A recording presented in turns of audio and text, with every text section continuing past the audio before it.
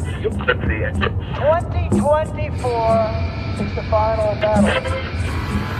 They're going after Trump, and if they can get Trump, it means they can get you, they can get me, they can get all of us. He is standing in the way, and that can sound like a campaign slogan, but it's very true. Now we're approaching the most important battle of our lives. Now, for the very first time in American history, a sitting president's DOJ has indicted his top political rival ahead of a presidential campaign. When they indicted me for nothing, I said, now the gloves are off. Now we have to say if I can see the crook.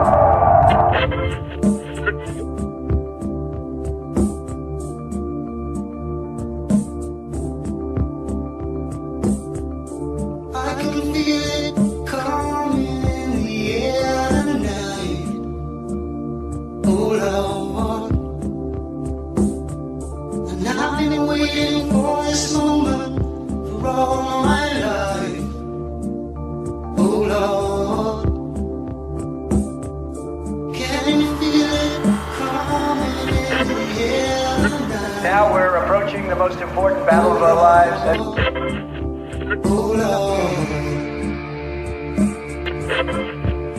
If you fuck around with us, if you do something bad to us, we are going to do things to you that have never been done before. Well, you told me you were drowning. I would not lend a hand. I've seen your face before, my friend. But I don't know if you know who I am. Well, I was there and I saw what you did. I saw it with my own two eyes. So you can wipe off that grin. I know where you've been. It's all been a pack of lies. If you have a problem with someone, you have to go after them. And it's not necessarily to teach that person a lesson. It's to teach all of the people that are watching a lesson. The last time we ever met, but I know the reason why you keep me silent. When we get back in the White House, I will totally obliterate the deep state. The hurt doesn't show, but the pain still grows. Some stranger to you and me. I can feel it coming in the air tonight. Oh Lord, and I've been waiting for this moment for all my life. Oh Lord.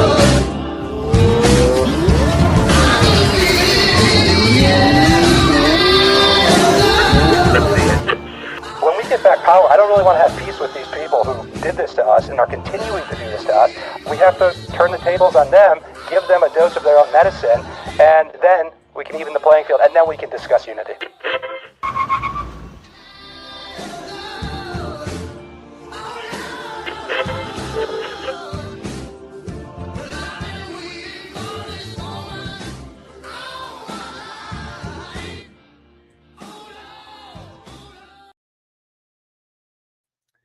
All right. Hello, everyone, and welcome to Patriot Underground. Today is September 27th, 2025. Thank you so much for joining me, folks, to discover the truth beneath the surface. As always, I really do appreciate everybody out there taking the time to listen. And tonight, it is my pleasure to bring you folks another Patriot Roundtable. These are always great discussions.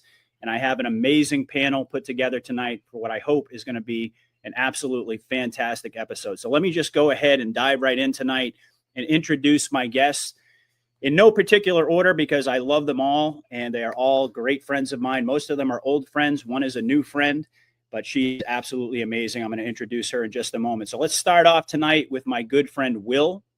He's actually my OG audience, like my first fan. He was the first guy who reached out to me way back in my BitChute days when it was, I had an audience of like maybe 200 or 300 people, and Will reached out to me, and he was on the first round table that we did way back when, and he's been coming back ever since. He's a really great guy. He always has wonderful insight. So it's great to see you again, my good friend Will. Say hello to everybody.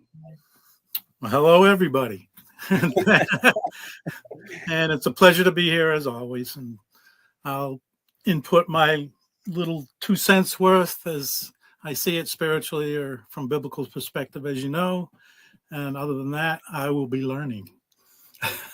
Well, we all learn from these conversations, and it's really, it warms my heart to know that somebody who connected with me all the way back in the beginning of my journey is still here, still walking the same path, still showing up to these roundtables and contributing. And you always have great points to make. So it is fantastic to see you again, my friend. Thanks for joining us. And by the way, oh, sorry, did I jump on your? Nope, I just said you're welcome. Oh, okay. Well, appreciate it, my man. All right. So speaking of old friends, we also have my man, Ben Danklin from Devolutionary Intel joining us. He is also a veteran of these roundtables. He is absolutely amazing. Ben and I connected, I think it was probably like 3 years ago now at this point.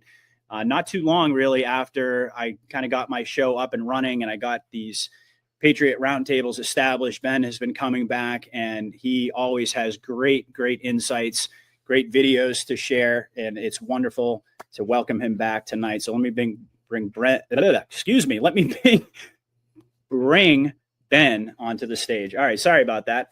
Jumbled my words. I'm so excited tonight. Awesome. Thank you so much, Patriot. It's an absolute privilege to be here. It's an honor, and hello, everyone.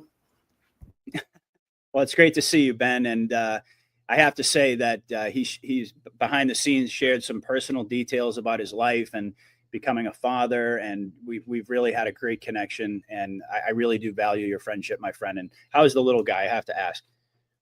2 of them now. And yeah, they're doing great. Yeah. Yeah, they're doing amazing. Thank you so much. Absolutely. Well, it's great to see you again, man. Thanks for joining us. So let's move right along tonight. This next guy knows how much respect I have for him. He is an amazing Anon from the Netherlands, the maestro. He and I go way back. He reached out to me a couple of years ago. He graciously offered me to come on his platform. And I remember at that time, it was sort of strange for me because I was always the one doing the interviewing. And Maestro was one of the first guys who said, why don't you come on my show and I'll interview you? And it was like, whoa, this is a little bit different. But he and I are basically in constant contact. And he is honestly, he's one of the people that I have the most respect for, particularly behind the scenes. We share ideas. Recently with the whole Charlie Kirk event, let's just call it that. I was very honest with the audience, and I said, for the first couple of hours, I was norming a little bit and thought that it might have been real. And Maestro reached out to me, and he was like, "Yeah, Patriot, you might want to check out some of these videos." And shortly thereafter, I realized how fake it was, and that's just one example of the way that Maestro shares information with me and really helps me along. And I have to say that everybody that I work with contributes to my body of analysis and my work. And Maestro, you've been absolutely amazing. So let me bring him on to say hello. Welcome, buddy. I know it's really late, by the way. This guy is a soldier. It's what is it like? It's past midnight already in the Netherlands. It's 1 a.m. here, Patriot. Yeah. Thanks for the introduction. But yeah, we're burning the midnight oil once again. And but it's always a great honor and pleasure to be on your shows, Patriot. So thank you for the invitation, and I'm very pleased to meet the other Patriots here. I know Mark, of course, and I saw your recent show with Bibi, and that was awesome. I'm looking forward to meeting Ben and Will, so I hope we can do a great show together. Thank you. Awesome.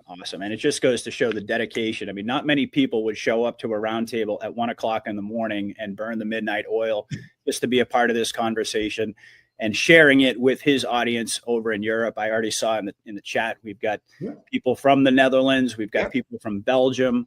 We've got people from Spain, all over the world tuning in to watch this tonight. It just blows me away. I have to say that's never lost on me. The fact that my show somehow, some way has become a focal point for people, not just in the United States, but all over the world. And that really is, it's God's work. It's God's hand working. And I have to say that typically when we do these roundtables, God always shows up. And I'm very grateful for that. So it's wonderful to see you. All right. Well, you kind of gave away the other two, although I didn't keep it a secret this time because everybody was curious to know who the special guests were going to be. So let's just talk about the next person I want to introduce. He's honestly one of my best friends. He's one of my favorite people in the movement. He's a guy that the first time I saw him, somebody sent me a clip, and it was like a 5-minute clip. And at the time, it was, I'm not going to get into what issue it was about, but it was a very controversial issue. And he stood his ground, and he laid out the truth. And it was absolutely articulate. It was brilliant. And more than anything, what impressed me about him was his courage, the fact that he was willing to speak the truth, even when it was unpopular. So I reached out to him. And at that point in time, one of the other great guys in this movement that I work with all the time, Dave, I hadn't even met Dave. And Mark, I had a conversation with Mark and Dave on the phone, and it was the beginning of just an incredible bond and a friendship. And it's been one of the most rewarding parts of my journey. So it's wonderful to see you, Mark. I know he's going to probably downplay it, but he really is. He's a special guy. So say hello to everybody, Mr. Patriot. Hello, everybody. I am a special guy. I go on the special bus and everything, the short bus. Really, really good. So no, things are really good. Things are really crazy. Things are really, really, really crazy out there. But I think we got a lot to talk about tonight. It's going to be a lot of fun. Yeah. A lot of good people, excellent panel, and it's always good to be here with you. Absolutely. And I will add, by the way, that because it's been so long where the three of us, Mark, Dave, and myself, have been together on a show, it's really, really popular when the three of us get together on your channel and my channel. People are constantly asking for it. And not too long ago, Dave reached out and he said, why don't we just go ahead and schedule something on a regular basis? And I suggested maybe every other week. Dave was like, absolutely, let's go for it. So that's actually going to be this Thursday. I'm going to be hosting Dave and Mark on my platform. And then 2 weeks from then, we're going to be back on News Trees, and it's always an honor to be on your platform. So I know the audience is really excited about that. So I'm looking forward to it. And last, but certainly not least, I mentioned a new friend. This is somebody that I was just recently put in touch with. Actually, not so recently. We met initially back on Flag Day. I was honored to be invited onto Absolute Storm. They did a special where we had the military parade. It was Trump's birthday.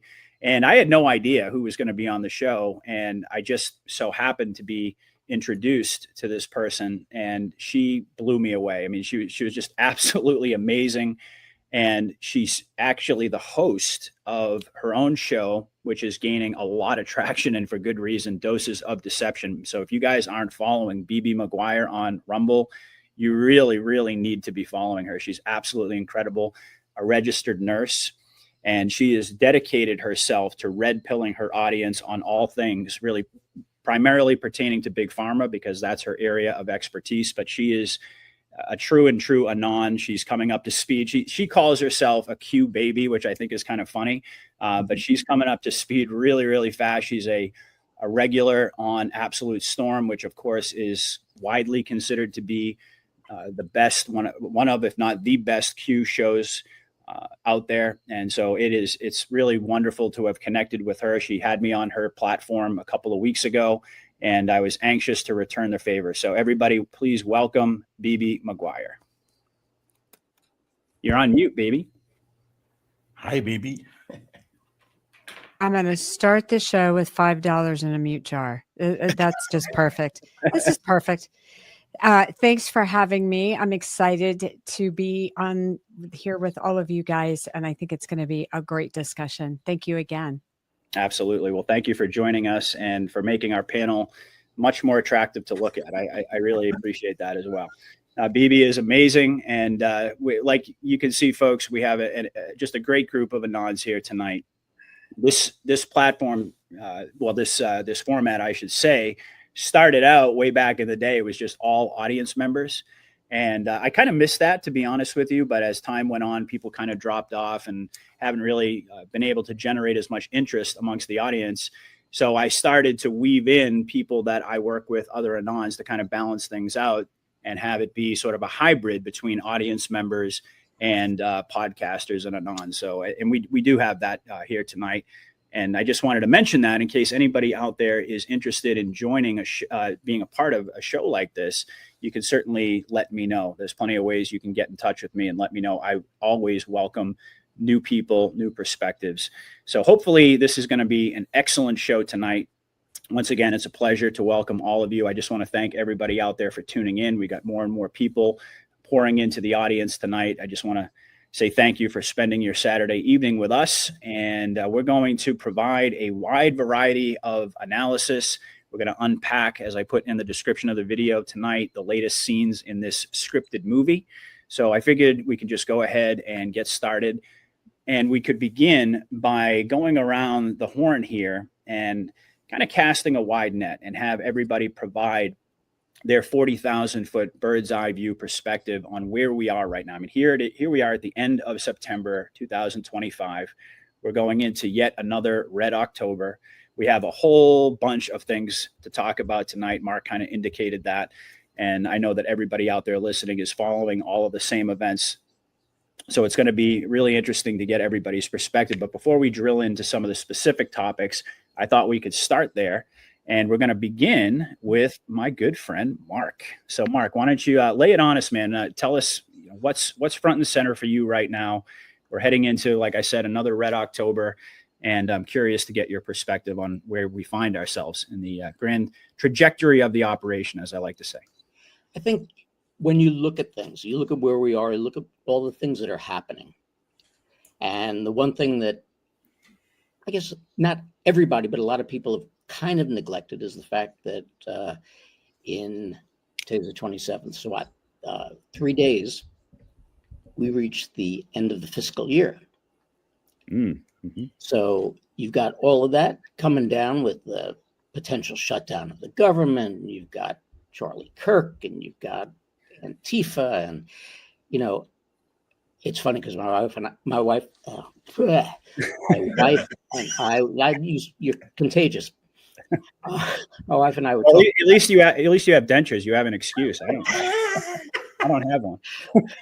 But we were talking about this earlier in the sense that, you know, you look at all of the stuff that's going on with these, you know, the ICE agents and the Antifa out in Portland, et cetera, and one of the shows that I had about 4 or 5 months ago, where I had on this kid, Adam Swart, who ran a company called Crowds on Demand. Mm-hmm.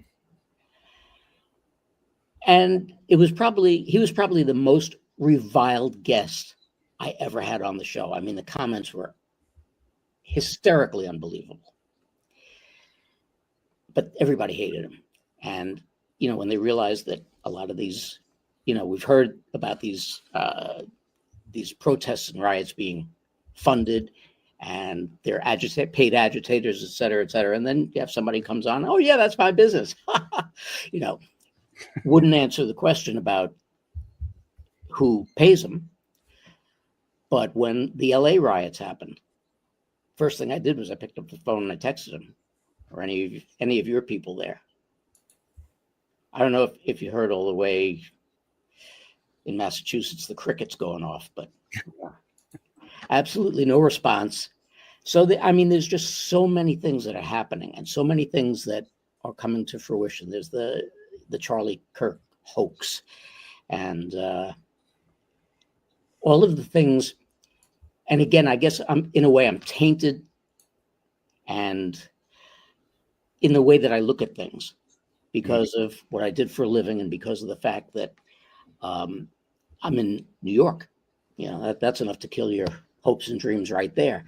But when you look at everything that's going on and you look at how many people are still, I won't even say not awake, they're just completely and totally oblivious and still carrying the torch of the old guard, it makes it hard to understand. But I know that there's a lot more out there because, you know, you take New York, you take California, they're mostly red states. It's just the pockets. It's New York City, it's Buffalo, it's right. LA, San Francisco. So you have those areas that really kind of bash it in, and that's where you have all the population centers, and that's where you have all the people who are libtarded. But Yep. It's going to be an interesting October coming up. Let's put it that way. There's so much that's going to happen in the next 3 days, I think. I think everybody really expected a whole hell of a lot to happen last Sunday, and it didn't. And people, by this point, especially people who follow all of us, should have the clue that if you're expecting it, Yep. ain't gonna happen. So It's so true. yeah, there's a lot going on. Yeah. No, it is so true. Actually, I did my weekly show with Mike King. We recorded it on Sunday. Normally it's on Monday night, but we recorded it on Sunday, which was the day of the memorial event, the Super Bowl, puppy show thing.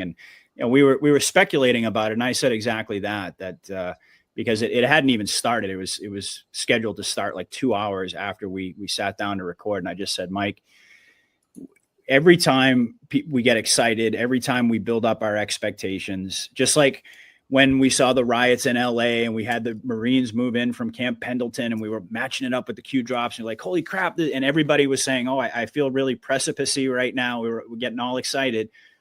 I knew, I think for me that the penny finally dropped in a lot of different ways from this whole Charlie Kirk situation. First and foremost, not to lead with my emotions. And I want to touch upon that when I bring up Maestro in just a moment. Yeah. When you lead with your emotions every single time, you get it wrong. That's lesson number one. And then, like you talked about, Mark, the expectations. If we are anticipating something is going to happen, it ain't going to happen. It's not going to happen the way that we're anticipating. That doesn't mean necessarily that it's a nothing burger, because as we know, a lot of really interesting things happened during that memorial. There were a lot of comms, there were a lot of little winks, and you could say too, for the normies, it was a great event.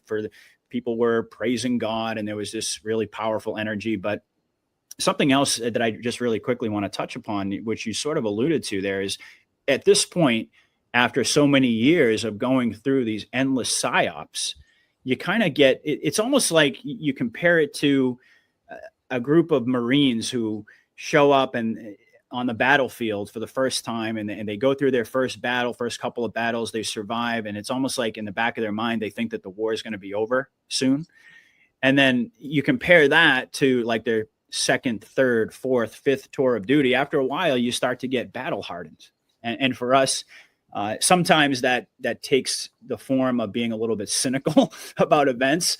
But other times, really, it's just a way of learning how to detach from that emotional response to things and from those expectations. And for Anons, I think, BB, you and I talked about this last time a little bit too. The movie is not for us, but this process is a spiritual growth process for all of us. And Q reminded us over and over and over about emotions. Emotions cloud logic, cloud reason. They can be used to influence you in various different ways. And that's exactly what the White Hats are doing. But for us, it's about learning how to put all of that aside. Like the late, great Boone Cutler said, protect your mind and control your emotions. And as far as living in New York, everybody knows at this point that I'm from the Boston area, libtarded area as well. And yes, it can be a little bit disheartening when you look around and you see at least what appears to be people who have no clue at all. And we're reminded, of course, of the 4 to 6% that'll be lost forever. Some people are saying, I don't know, that number seems like it might be a little bit low. But I always have to remember that the first time when you begin to wake up, you don't verbalize it right away. As a matter of fact, you fight against it. And it's like you go through this process of denial. So just because people are out there and they don't seem to have a clue and they're not talking about things, or that they're defending the old system and so forth, and in so many ways are enemies in this fifth generation war in terms of being the normies that are propping up the system, I always have to question that, like what's going on internally with all these people, because there has to be some level of cognitive dissonance that's set in at this point, even for the normiest of normies. So I'll leave it at that, Mark. Great intro. Let's go over to BB and let's have her give us her 40,000 foot perspective. Well, I was first going to talk about Boone, but you grabbed that. So Okay. what I'm kind of focused on, because I think I did the same thing. We have that initial emotional response. I did it with COVID. I did it with Charlie. I did it with Boone. And then, but I think what's happening is the interval between that initial emotional response, reining that in, and then looking at things with a more critical thinking part of my brain. That time lapse is shorter and shorter each time. Yep. So I wonder if that's happening to others as well, where their attachment to the emotional responses of what we see occurring is also shortening. So I guess we'll see. My focus is really what I've been observing over the last couple of months is that we have these very large stories that gobble up the news cycle, both mainstream and social media. And it's everybody's talking about it. Everybody's posting it day after day after day. And what I'm finding, because I'm focused on other things, is that there's a lot of stuff on the medical front happening under the cover of that. Big, monstrous changes. And I can't help but continue to go back to the Q drop that talked about crimes against children will unite humanity across party lines, difficult truths.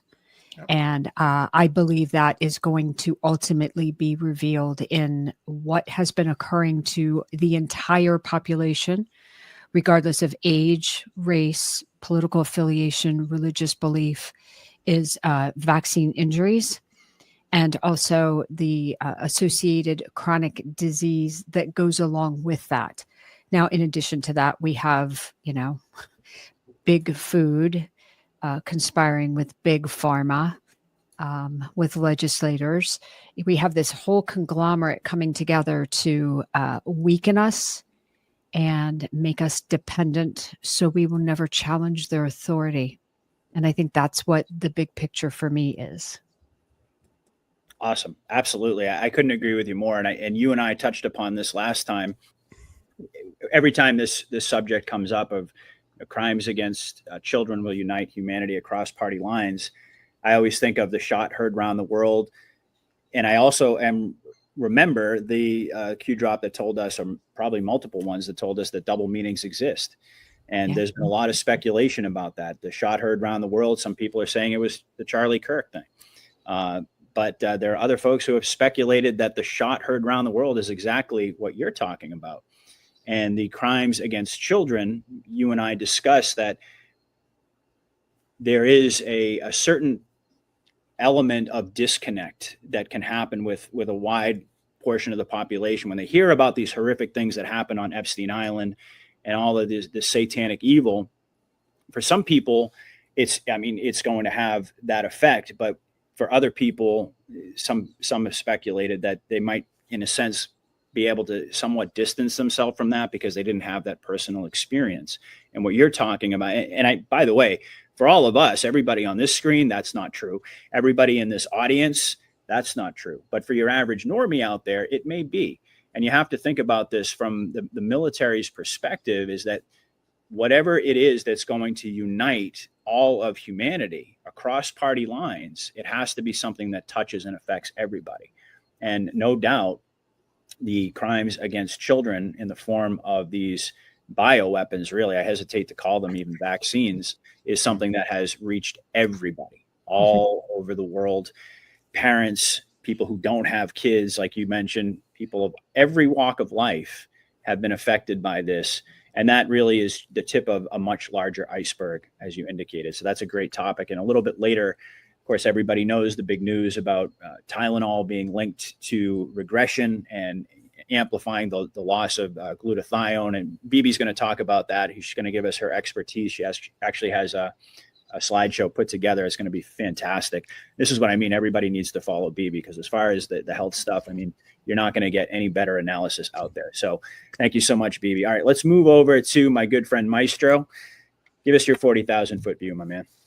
Well, time is speeding up, of course. The events seem to be accelerating, and there's certainly a hell of a lot going on. I can hardly keep up, and it seems that we may have reached this turning point with this Charlie Kirk thing, referring to his assassination, of course, and the shot heard around the world. There's a new video clip that popped up today. I found on Telegram, so we might be able to look at that later on if we've got time. But we've had Trump as well. He's visited London. He's been to Charlie Sausage Fingers. That was a big event as well, of course. We had his epic bulldozer speech at the United Nations, filling everything and everybody. It was filled with comms, as far as I'm concerned. I think it was to bring the normies up to the know. I mean, a lot what he talked about we already know, but this is a big event. Everybody's there, so I think it was for the normies to get them up to the know. We've got this Netanyahu, Bibi Netanyahu. He has a total humiliation at the United Nations, saving Israel for last. I mean, the people walked out on him. I mean, there was a lot of booing and stuff going on. And he really looked, he wasn't the shadow of what he's always been, this Bibi. So that's very remarkable. And yeah, during a press conference, I think it was yesterday, Trump stated that Obama committed high treason in 2016 and that he will have to appear in court. We've got the Clintons, they're appearing in court on the 9th, I think, and the 14th of October. That's going to be very interesting. We've got the changing of the name Department of Defense to Department of War. That's a huge deal, I think. And we've got the Secretary of War, of course, Pete Hegseth, I think he's called, summoning more than 800 military generals and admirals worldwide for a special meeting on American soil. I mean, that's huge as well. He might be, reeling some baddies in as well. You never know. We've got these military operations going on with George Soros and Antifa getting rolled up, taken down. Trump has been talking about the death penalty. There's a concrete wall, I think, being built around DC again. That's huge as well. So what's going on there? Maybe military tribunals. It's going so quick. We've got RFK Jr. fighting big pharma, and like Bibi said, big food. I've never heard of that term before. And also the media and the combination of the media and big pharma sponsoring the media. He's taking that all down. That's huge. We've got General Lavrov as well. The Russian Foreign Secretary is claiming that the NATO and EU have declared war on Russia and are directly participating in it. We've got Sarkozy, the former president of France. He's been sentenced to 5 years in prison. We've got Trump saying he might have a deal on Gaza. I mean, it goes on and on and on. The Smith-Mundt Act may be coming into focus, and I've got something that BioClandestine posted today concerning Trump's last. Yeah, that's the one. Concerning Trump's last post on True Social, and in first instance, he let out a word there. I've given a red line under it. He forgot a word, and he posted this. He posted this at 6:15 p.m. And the second one he posted, I've just posted it as well. This one, Patriot, you might be able to pull that up. And he put this word into it because he left that word off. He left it out. And he posted this at 6:30 p.m. And the next one, this one, I went to the Q board and I looked for the words of in Q brackets. What do you call it? Kill brackets. Mm-hmm. And the 6 posts in the Q board with of in kill brackets. And I wrote it up here at the top. I think I can't read it. Let's have a look. I wrote there 5 of the 6 posts containing of in kill brackets were practically identical, all talking about the corrupt media. Is this the prelude for the Smith-Mundt Act being reactivated? Mm-hmm. That could be. Brilliant. And the fourth one, I've got a fourth here. This is post 1815. It's military time. 6:15 is 1815. Is this one? We have the servers, and we've got number 5. And that's this one. This is 1830. It's military time. And that's that one, Clinton Foundation. Hey, wow. What do you know? We've got the James Comey indictment, and we've got the Clinton Foundation, and the sixth one I've got is this one. And he is bioclandestine talking on the Insurrection Act. And that's what this is, the last post of bioclandestine. So this is quite interesting, this, guys, because, yeah. So that's what I discovered today. And Smith-Mundt Act may be coming into play. And that's going to be huge because, I mean, the mainstream media is one of the biggest problems we have at this moment. And we still don't know where Charlie Kirk was buried. We've had a great memorial that makes the Super Bowl look like a puppy show, but we still don't know where he's buried. We don't know when he was buried, but it seems that there's a big storm coming, of course. And yeah, it's Wow, very exciting. Talk about an opening salvo. Wow, that was impressive, my man. Oh my goodness, you really laid it out. I mean, and I totally agree with you. A lot of folks have been talking about that, the Smith-Mundt Modernization Act, which of course was under Obama, which essentially legalized propagandizing and it legalized psyops essentially on Americans. And it's never been changed since Trump came into power, since his first term. And for most Anons, it's pretty widely understood that it's being used, that the White House are using it to do exactly what we know they've been doing, which is putting on this scripted movie. Right? It's Operation Mockingbird turned around. It's inverted now. Absolutely. It's them taking control of the illusion-making machine and doing exactly what the deep state did to us, but in reverse. To run these repeated psyops. So a lot of people are paying attention to that, myself included, because when that changes, that's going to be a very, very significant marker. Because what are the implications of that? When the Smith-Mundt Act, Modernization Act, then gets repealed and it goes back to the way it was, well, that means that it's no longer legal for them to run psyops against the people. And could that be the moment where we transition from this scripted movie into reality, I suppose, for lack of a better word? So that's fantastic. My goodness, you really nailed it on so many different fronts. So thank you so much. Let's continue. Let's go around and hear from Ben and Will, and then we're going to dive in to our first topic tonight, which is the indictment of James Comey. We'll get to that in just a moment. So, Ben, give us your 40,000-foot view, my man.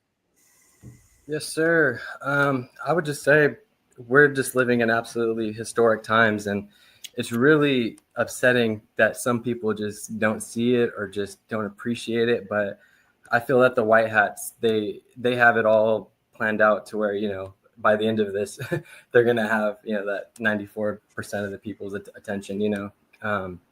There's too many things that have been happening recently where it's like, it is really hard to keep up. Like Maestro's saying, like, if you just blink for a second, all of a sudden there's 10 stories that happen that, you got to catch up on and stuff. And one of the most prestigious and most memorable things that I think they're going to be making movies about, and it's going to be a part of our history for forever, is Trump's, or I should say President Trump's, his visit in the UK at Windsor.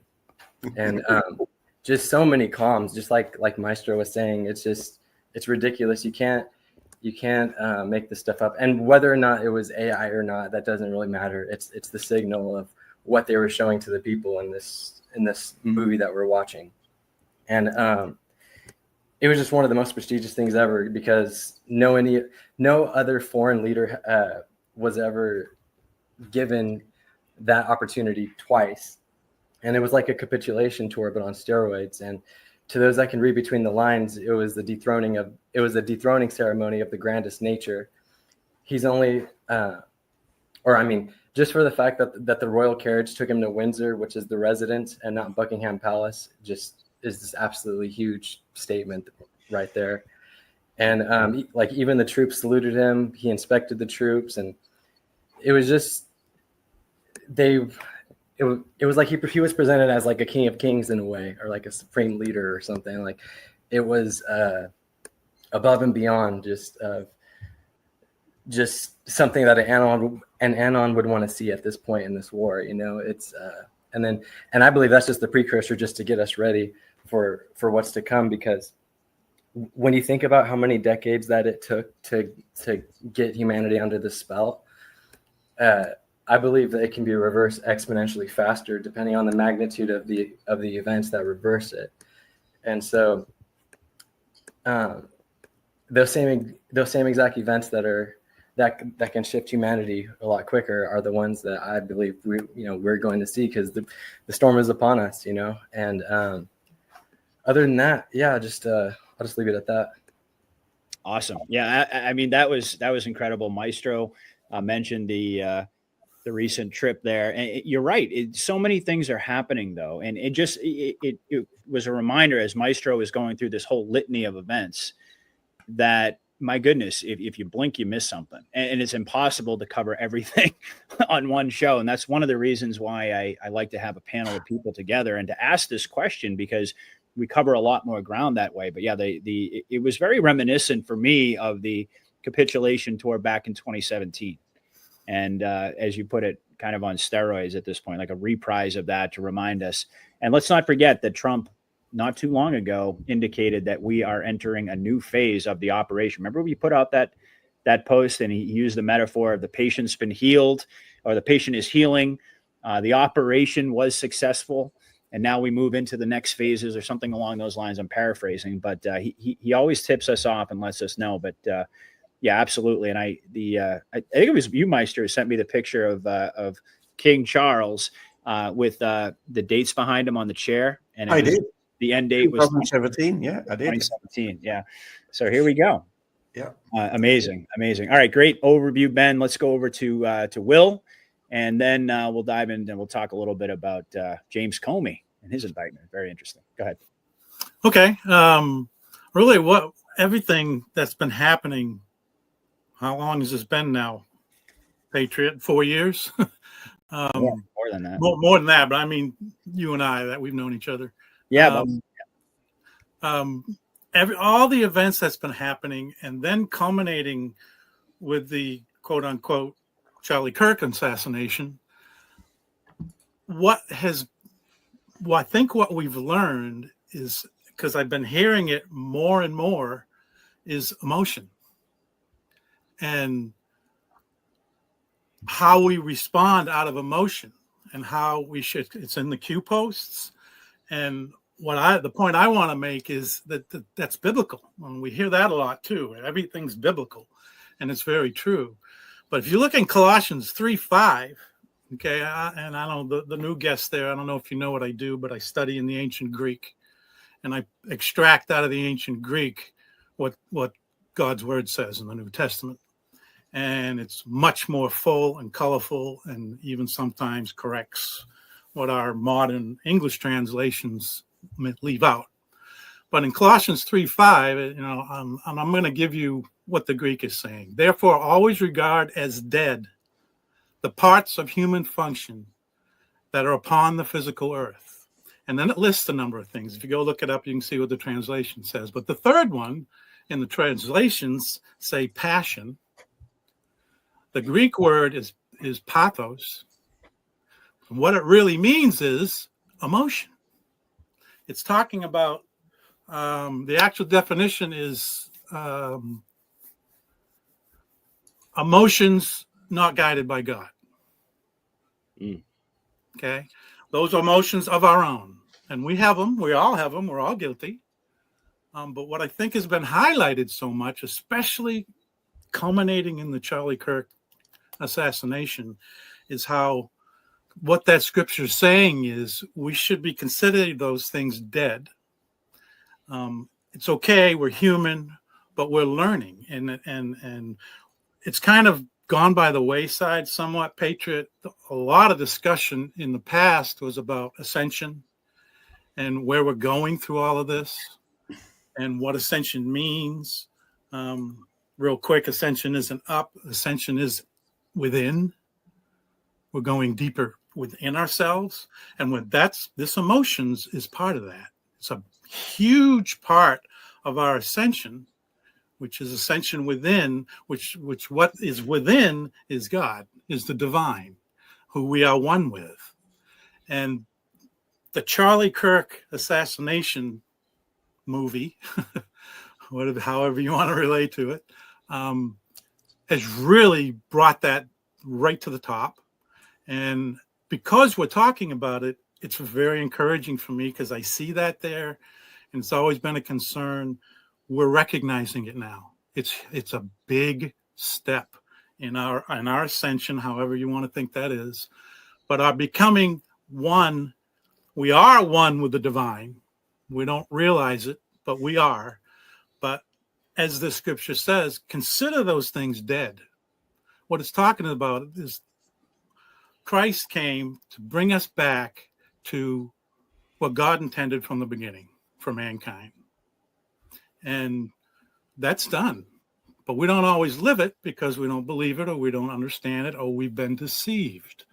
So it's really exciting. The other thing, real quick, is we mentioned the crimes against children that will unite mankind. Why is that so true? Again, it's biblical. It's our oneness with God. And how many times do we see in Scripture God, one of God's greatest desires are to correct, and God's justice is very different than mankind, is against the innocent. And that's what this is all about. Crimes against children and how much that affects us. And I agree, it's going to unite mankind. Mm-hmm. Why? Because we're all made in his image. We all have that in common. It doesn't make any difference what religion you follow, whatever your spiritual respects are.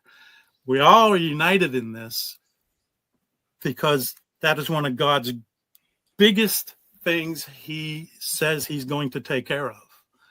And he's all over it. He's doing it. And I don't know if anybody's looked at what the word angels means. I think I've mentioned to the Patriot before. Angels in the Greek means it can be a heavenly being or a human being. It's right in the Greek. So I believe there are some, some would say maybe Trump is one of them on. I think there's some on this panel. That we are agents, basically angels are messengers of the truth of God. Beautifully said, my man. Beautifully said. And you're absolutely right. A big part of the conversation used to be, we spent a lot of time talking about ascension and what all that means. And but I've never forgotten that was actually the very last word. Even if you want to stay Q-centric about it, that was the very last word in the last Q drop that Q gave us. Was the word ascension. Mm-hmm. So very well said. So let's go ahead and let's kind of clear the deck here, and let's talk about one of the big stories. And I mean, who knows if we're going to get to all of it tonight, but certainly I have a couple of topics that I'd like to hit, and that is the indictment of Comey. And this is something that we have been anticipating for quite some time. We remember that, I believe it was, what was it, drop, I think I wrote it down here, drop 4674, which was just James Comey treason, James Comey treason, James Comey treason, over and over and over. We knew this was coming. A lot of us were anticipating that he might be the first major takedown. And we also remember that he arranged the shells on the beach, like 8647 as kind of a foreshadowing of that. So this is really interesting. And I know that Dave over at News Treason had pointed out that this happened, by the way, and I have so many tabs up here. I had it, I tried to pull it up here, but I can't even sort through all the tabs that I have open right now on X. But just to kind of lay it out for folks, his arrest went down on a 5-year delta, and it was posted. It was basically a link to Jim Comey's tweet where he talked about good people, lies about good people trying to protect America. So that was a 5-year delta with drop 4769, which said, worth remembering, think what you know now.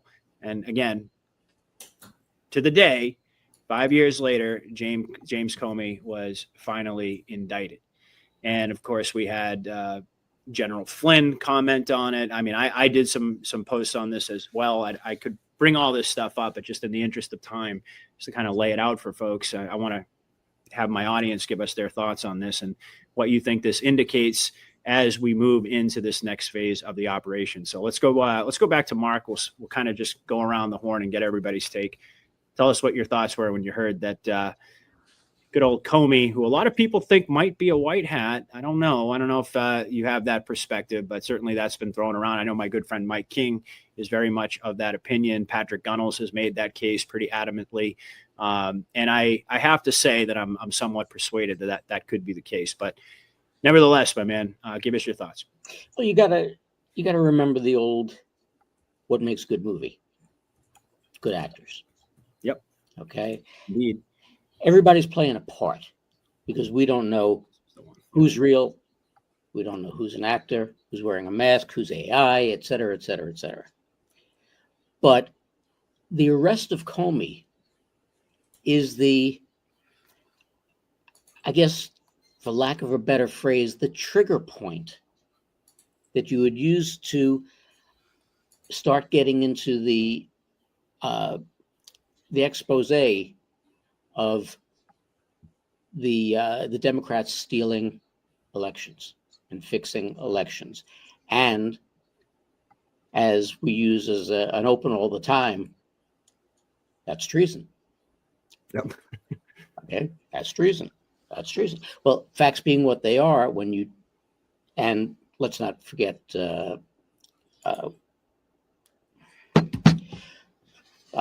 48, the EO. Oh, 138. 13848. Yeah, 138. You know, when you look at that with tampering with the U.S. elections, and you sit and you think about, here's the guy who was in charge of the Federal Bureau of Investigation, who is playing, free and willy with not only elections, but creating false information against a candidate for president, against a sitting president, over and over and over again through the period of 4 years, tampering with another election, going after the citizen and the candidate again for another 4 years. All of these things are rolled into this arrest, because as he's got to go and answer, and you're dealing with two charges. You're dealing with lying to Congress, and you're dealing with conspiracy. Now, you go with those two charges, lying to Congress, first of all, it's a federal crime, number one, but you're also, again, you are the head of the Federal Bureau of Investigation. Nobody really trusts any of the three-letter agencies to begin with. Now you've got the head of the FBI, former head of the FBI, lying to Congress about all of these treasonous acts being carried out under his watch. And we know how much the CIA was its own rogue agency since its inception. Mm-hmm. CIA and the Mossad being hand in hand. But you've got this mistrust to begin with. You've got the cries from the conservative people and President Trump in regard to the stealing of the elections, to attacking his campaign, to all the false charges, to the Russiagate, on and on and on and on. And this is the opening kickoff, put it that way. That's the best way to put it. This is the opening kickoff. I love it. And when you look at it that way, you got to sit and say to yourself, if you're awake at all, you got to sit and say to yourself, man, I wonder what's coming next. Not necessarily who's coming next, but what's coming next? Because you could see, okay, you start off with tampering with elections, lying to Congress, et cetera, as head of one of the chief investigative units of the United States. But then you've got all of the other people with Strzok and Page. Brennan and Clapper and all of that, and all of these people who were involved in all this. And then where does it come down to? It comes down to Hildegard over there. Mm-hmm. And then after you get through Hildegard, well, there's the Bommy Boy, and how much his input was into this. Exactly, Ruby. You know, how much of this relates directly to all of these people. And you can go back, and it's not just, as we've learned over these 8+ years, it's not just the Democrat Party. It's the Republican Party as well, because you can go back and you can look at the actor playing the Depends commercial, and then you've got the actor who played Bathhouse Barry, and then you got the actor who played, not necessarily the actor, but you know, it could have been Jim Carrey playing Bush Jr. because that if I only had a brain.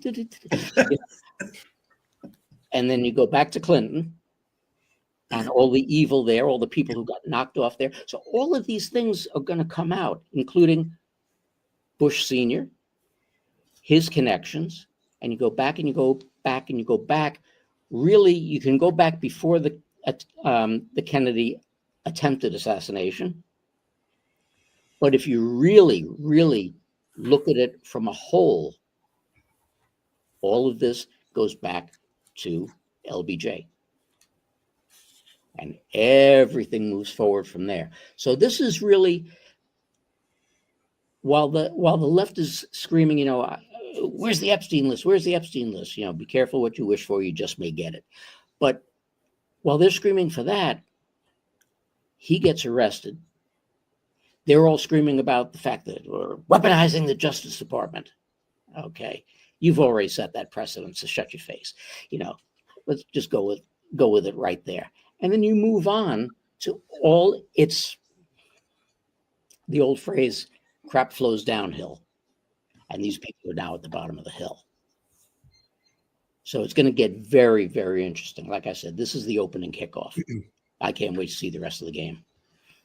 Absolutely brilliant. And I couldn't agree with you more. That is a great way to put it. It's just like, it's the opening kickoff. I've heard other people saying like, you know, they're preheating the oven, or, you know, it's like, you can choose your metaphor, but the way that you just laid that out, you're totally spot on. And as far as, I mean, let's not forget, this also ties in, I would also add to that what really prompted the whole Russiagate thing to begin with. If you go back to the early days of Trump's campaign, part of it was to derail his campaign. We all know that. But what initiated them creating the Steele dossier? What initiated this whole massive distraction? What happened right before that? WikiLeaks. And then that ties in, of course, the murder of Seth Rich. A lot of people have been wondering, where's Julian Assange? When's he going to make a reappearance? So I think we could see, I would just add that to the host of other events. I mean, I love the metaphor of like the icebreaker. You know, it's like you once you break that ice, you see fissures go off in a million different directions.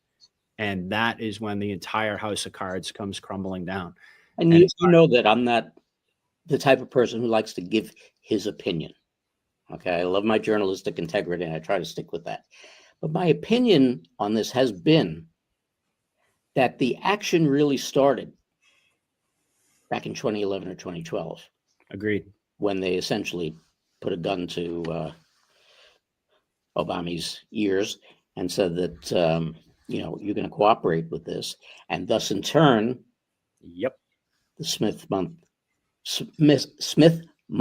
Revitalization Act, which allowed all my good buddies out there to put out all of this garbage that they had been putting out for decades before anyway, but really now you've got the ability to do it. So there's so many things that led up to it. And I think that that's really where the movie kind of began. And by the time the president finished his first term, everything was already done. Now you're watching the movie. You're absolutely right. Yep. You betcha. January 6th, 2021. Yep. We all know what that day meant. And since you mentioned 2011, 2012, when was the secret 60,000 man army created back then? The 60,000 that we know about based on FOIA requests, which is, again, you want to talk about the tip of the iceberg of a worldwide operation. And that's 2011, 2012. And by the way, that was the same time that Turning Point was started by an 18-year-old Charlie Kirk. Interesting. So there you go. I mean, and you're absolutely right. I mean, it's fascinating to talk about Obama's role in this. And I know you guys on News Treason have covered this quite a bit.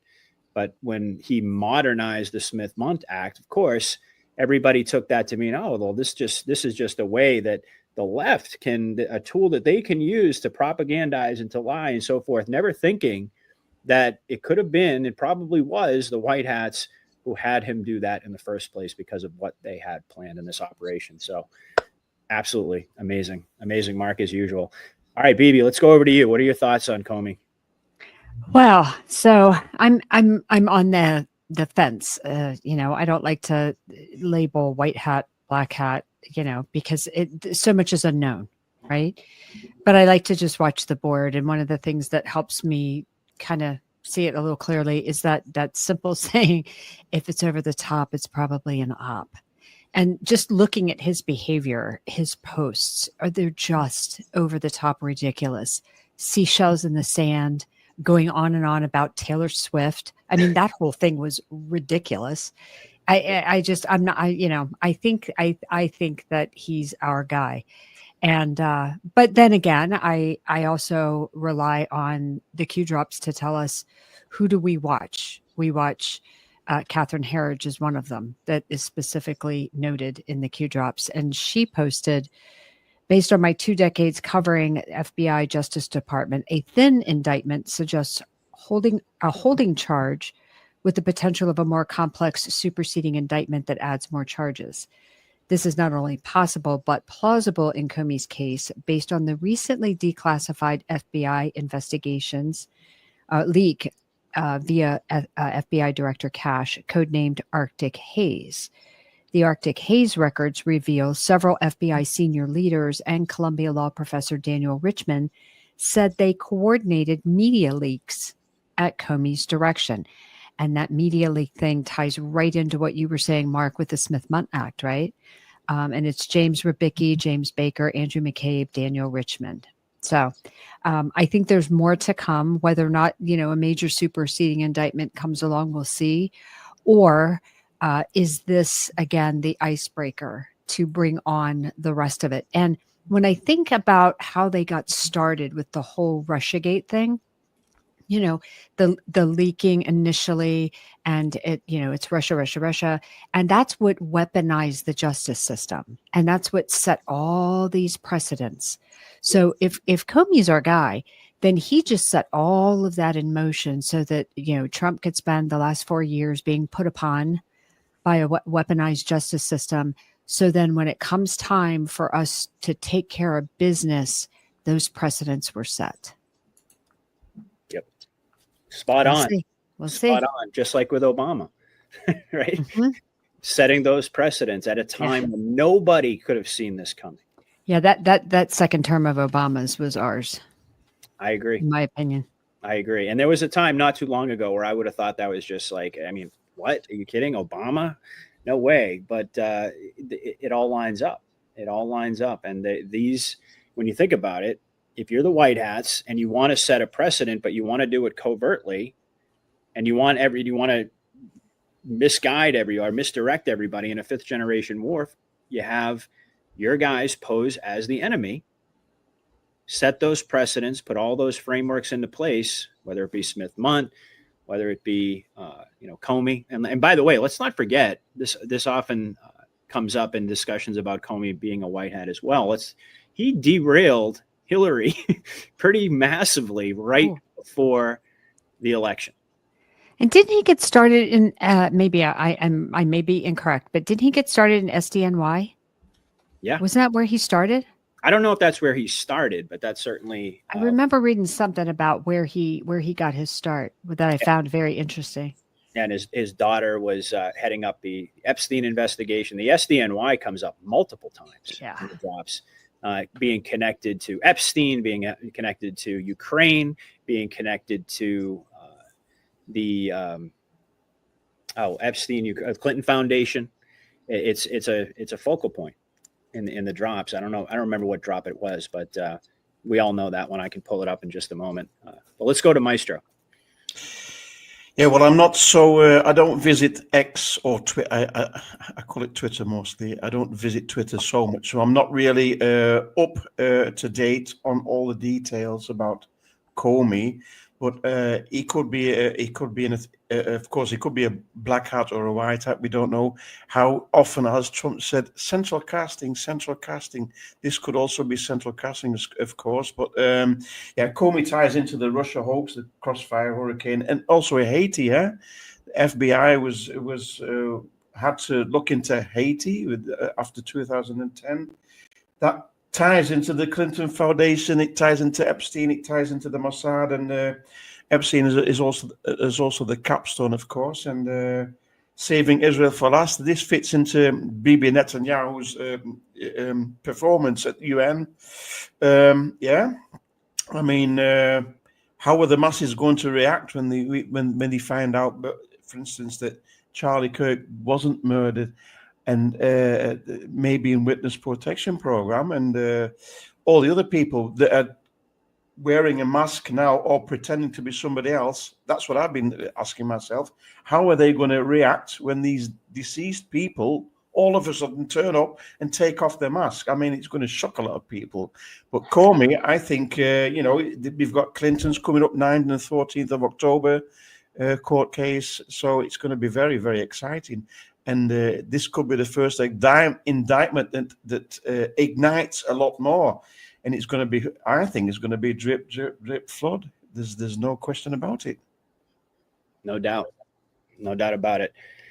All right, let's go over to Ben, and then we'll hear from Will. What are you guys' thoughts on this Comey indictment?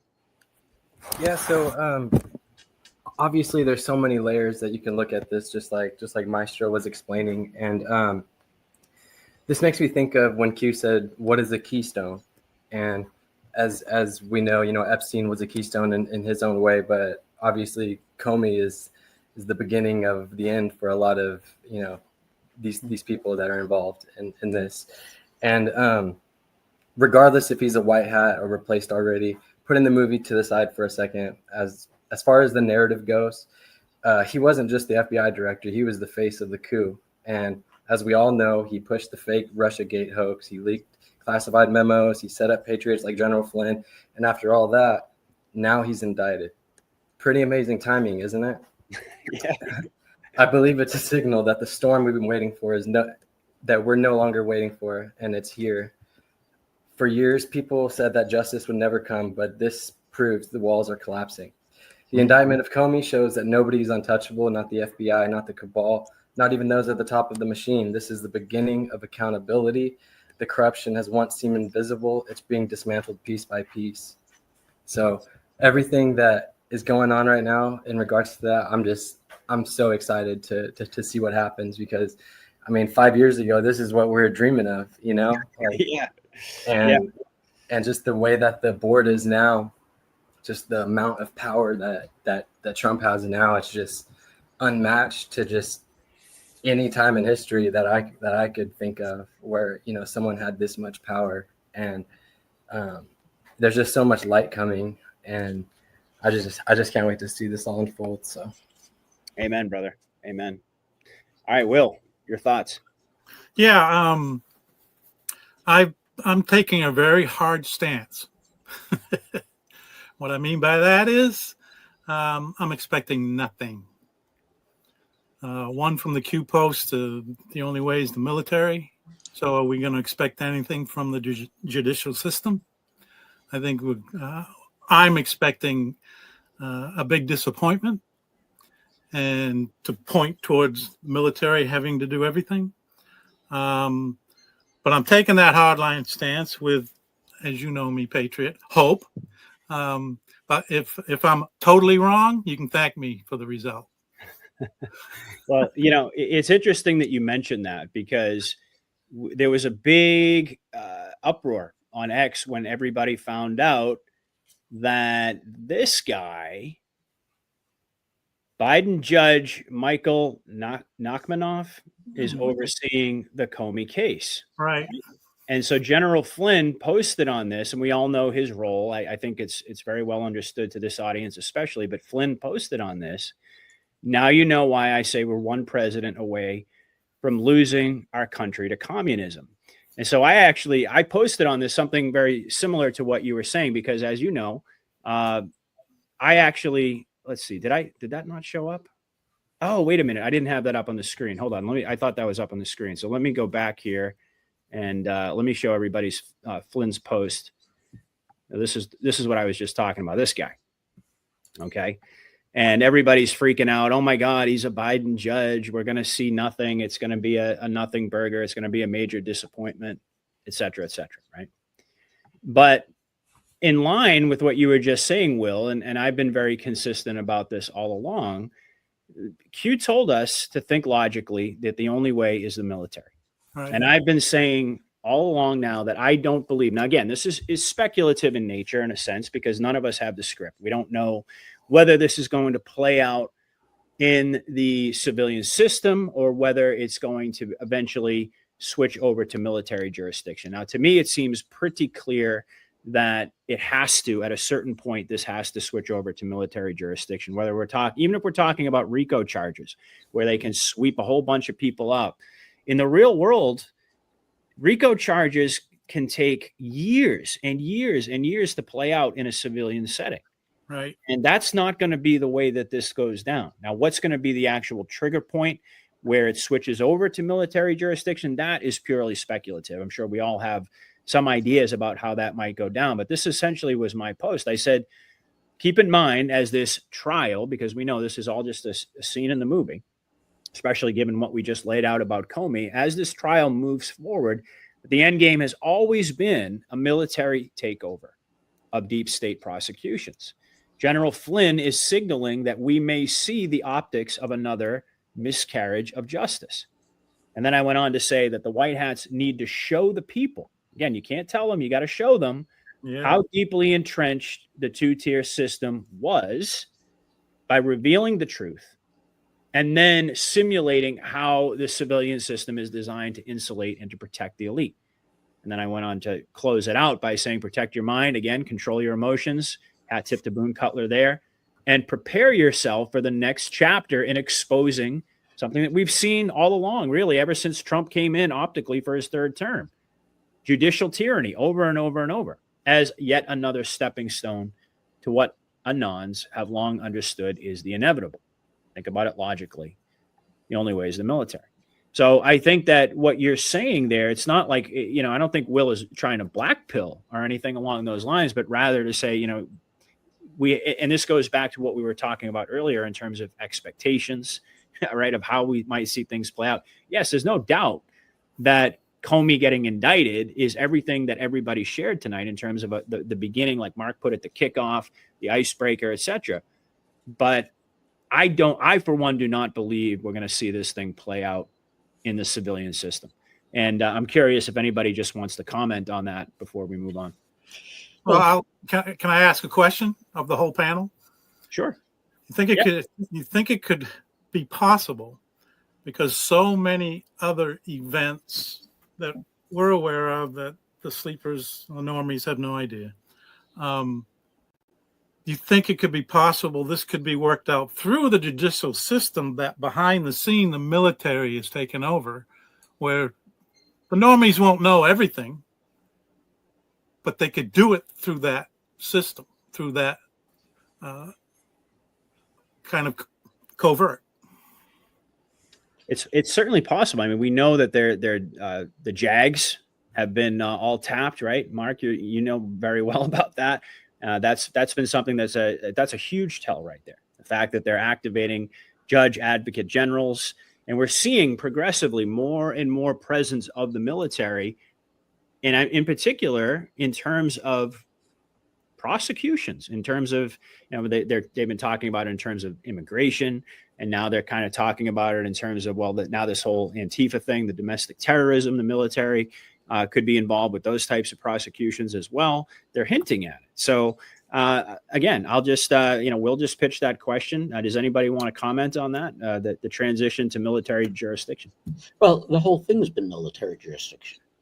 I mean, overtly, I guess that's no, but even overtly, because you got to remember what's been put out there over the past couple of years. Just recently, again, the activation of more JAG officers. Yep. Then on top of that, a few months back, all of the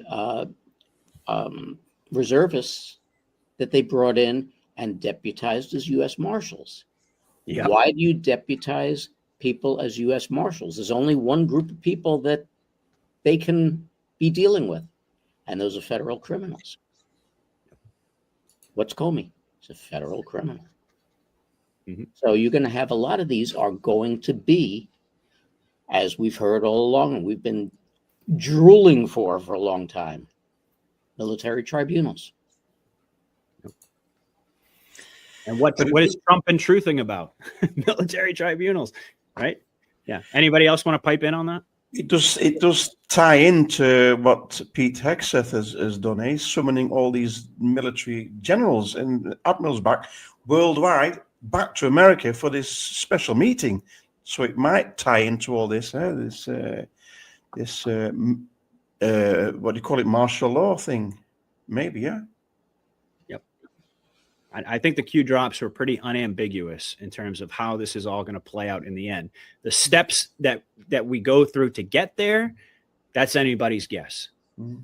But the end game was made very, very clear. Now, sure, Q also said that disinformation is necessary. We always throw that out there as a sort of general disclaimer, but I don't believe for a moment that we're going to have anything short of what Q told us was going to happen in Drop 34. We're going to have the emergency alert system. Certain laws have already been lifted that gives the military the ability to carry out special operations. Again, this is all a replay primarily of what's already happened covertly behind the scenes, at least in my opinion. But nevertheless, whether you think it's organically happening in real time or whether you think it's a replay makes no difference at the end of the day. Military is the only way. And again, in a civilian system, there's just no way that they would be able to prosecute. What do we have now, Mark? It's north of 500,000 sealed indictments. Last time I checked, right? It's still north. It's still, I think, pretty close to 6. 6. Okay. And then on top of that, always remember that each one of those indictments is capable of holding 99 indictments. Right. So we're talking about millions of people. Worldwide. Worldwide. So, I mean, so you're telling me that this is all going to play out in the civilian justice system? Take ages. I don't think so. And again, it's like I always go back to Kash Patel. That really, my ears perked up when I heard it, and also the quote by Elon that the only court that matters right now is the court of public opinion, and that we are building. Kash said we are building a case for the American people, but even more importantly, we are educating the American people. They're using the optics of the civilian system, so that, and by the way, simultaneously deploying the military slowly but surely, and we're going to get into that in just a moment with Antifa in Portland, deploying the military to all of these blue cities at the very same time as they're talking about RICO charges and these grand juries, these investigations that are all supposedly playing out in the civilian system. But eventually there's going to be a flip. No doubt. There's no doubt in my mind. Even if you just apply logic in terms of how this would play out in the optics of the civilian system, we're talking about this would take decades.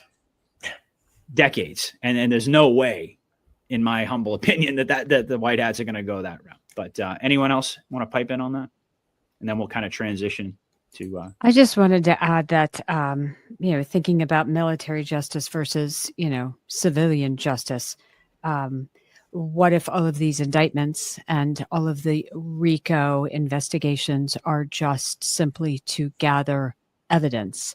Because the Uniform Military Code or the Uniform Code of Military Justice doesn't actually have a RICO equivalent statute, but it does have Article 94. Mutiny or sedition, it's 10 USC 894, punishes attempts to overthrow lawful authority or create violence, insurrection within the military. If a RICO case involves seditious conspiracy, then Article 94 could apply, which leads us right into Portland. Yep. Brilliant. Absolutely. All right. Well, on that note, let's talk a little bit about this. And I thought this was going to be a nice transition here. I'll give another little hat tip to our friend Dave over at News Treason. He made this post talking about, and actually there's a little video here, but let me read what he had to say. He said, Trump on the increase in left-wing violence, it's going to get worse. This, by the way, was before the news about Portland and Antifa. Okay. It's going to get worse. And ultimately it's going to go back on them. Bad things happen when they play these games. It gets worse. It'll be a point where other people won't take it anymore, and that will not be good for the radical left. All right. And then he went on to say, and I'm in full agreement, I believe he's giving you a preview of what's to come. More false flag psyops to justify the use of more overt military intervention. What did we just see in Portland? Okay. Antifa swarming the federal building. 60,000 man army. I don't know. I'll leave that up to people to decide. A more clear and definitive connection of the deep state players and their connections to the funding that has supported this insurgency for years. And ultimately with groups like Antifa, now designated as terrorists, a massive reveal of indictments in a RICO-style takedown. All right, so Dave, I think, hit the nail on the head there. So this is really what kicked it all off, though. As the news was breaking that Antifa was swarming around the federal building and so forth.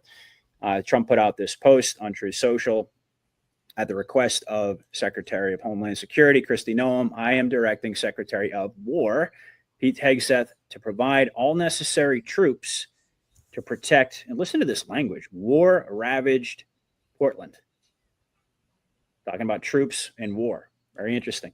And any of our ICE facilities, again, because we're talking about military jurisdiction transitioning out of the civilian system. Any of our ICE facilities under siege from attack by Antifa and other domestic terrorists, we all know that he designated them. I'm also authorizing full force if necessary. So there you have it. And then my good friend Mark, 8-Track, commented on this as well. This is a post worth reading.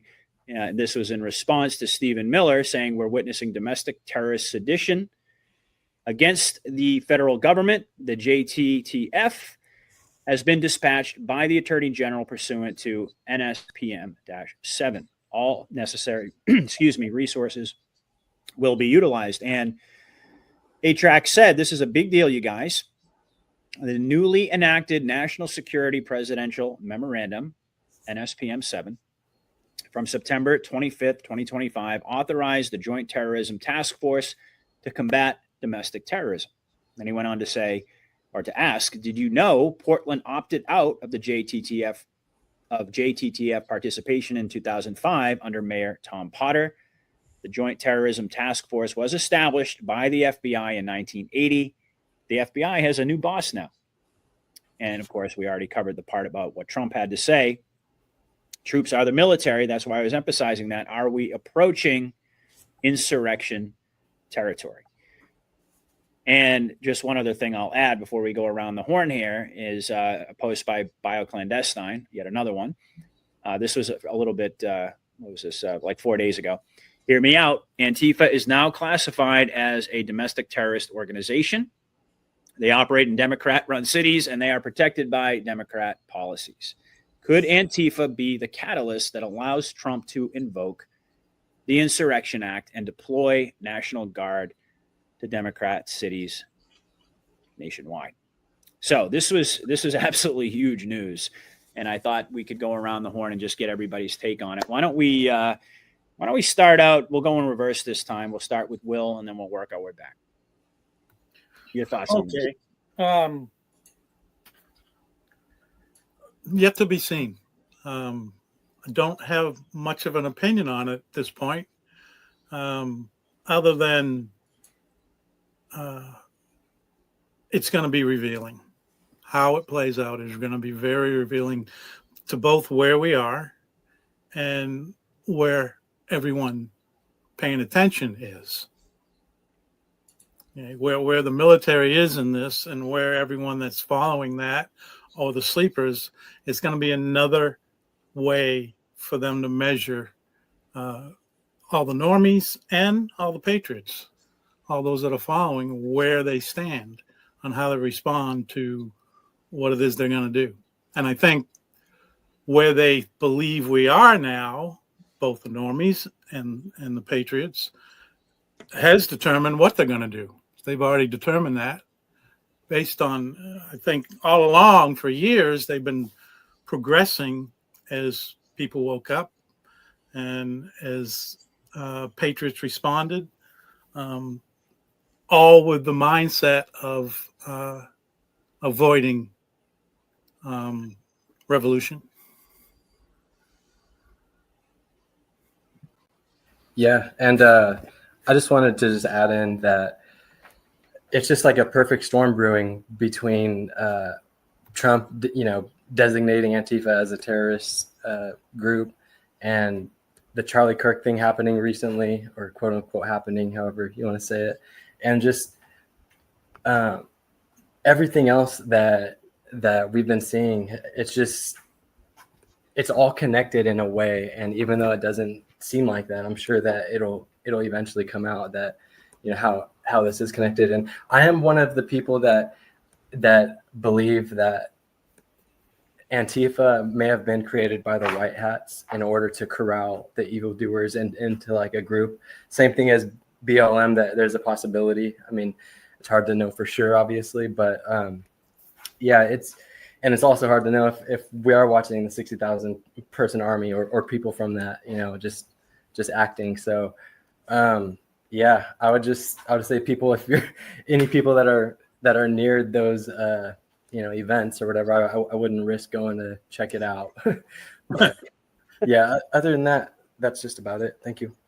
Yeah, no, I agree with you. With both of you guys. I mean, the thing is, we don't have the script again. We don't know exactly how this is going to play out, but we do know is that the military overtly, okay, for all the normies out there, they need the justification to deploy troops to blue cities. And this is something that we've seen it take place in various different forms, right? First, it was the riots in LA. And then it was in DC under the guise of violent crime reduction and beautification, right? And now they're taking it up another notch by designating Antifa a terrorist organization, which opens up the door to RICO charges. It opens up the door to, of course, Trump has been talking nonstop about Soros, etc. But this could very well provide the optics, whether you think it's 60,000 man army or whether you think this is, these are real people on the street or some hybrid of the two, doesn't matter.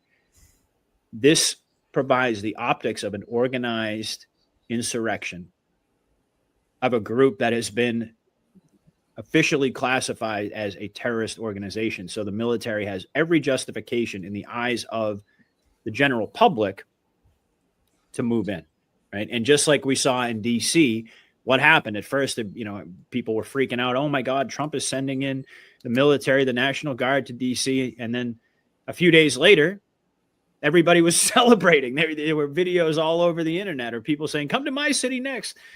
So, again, what they're doing is that they're introducing this idea. They're gradually moving the military, dispersing the military. By the way, all that equipment that came into DC on Flag Day, remember, Beanie, when you and I were on the show with Absolute Storm, we were talking about that, and we were talking about all the comms associated with it.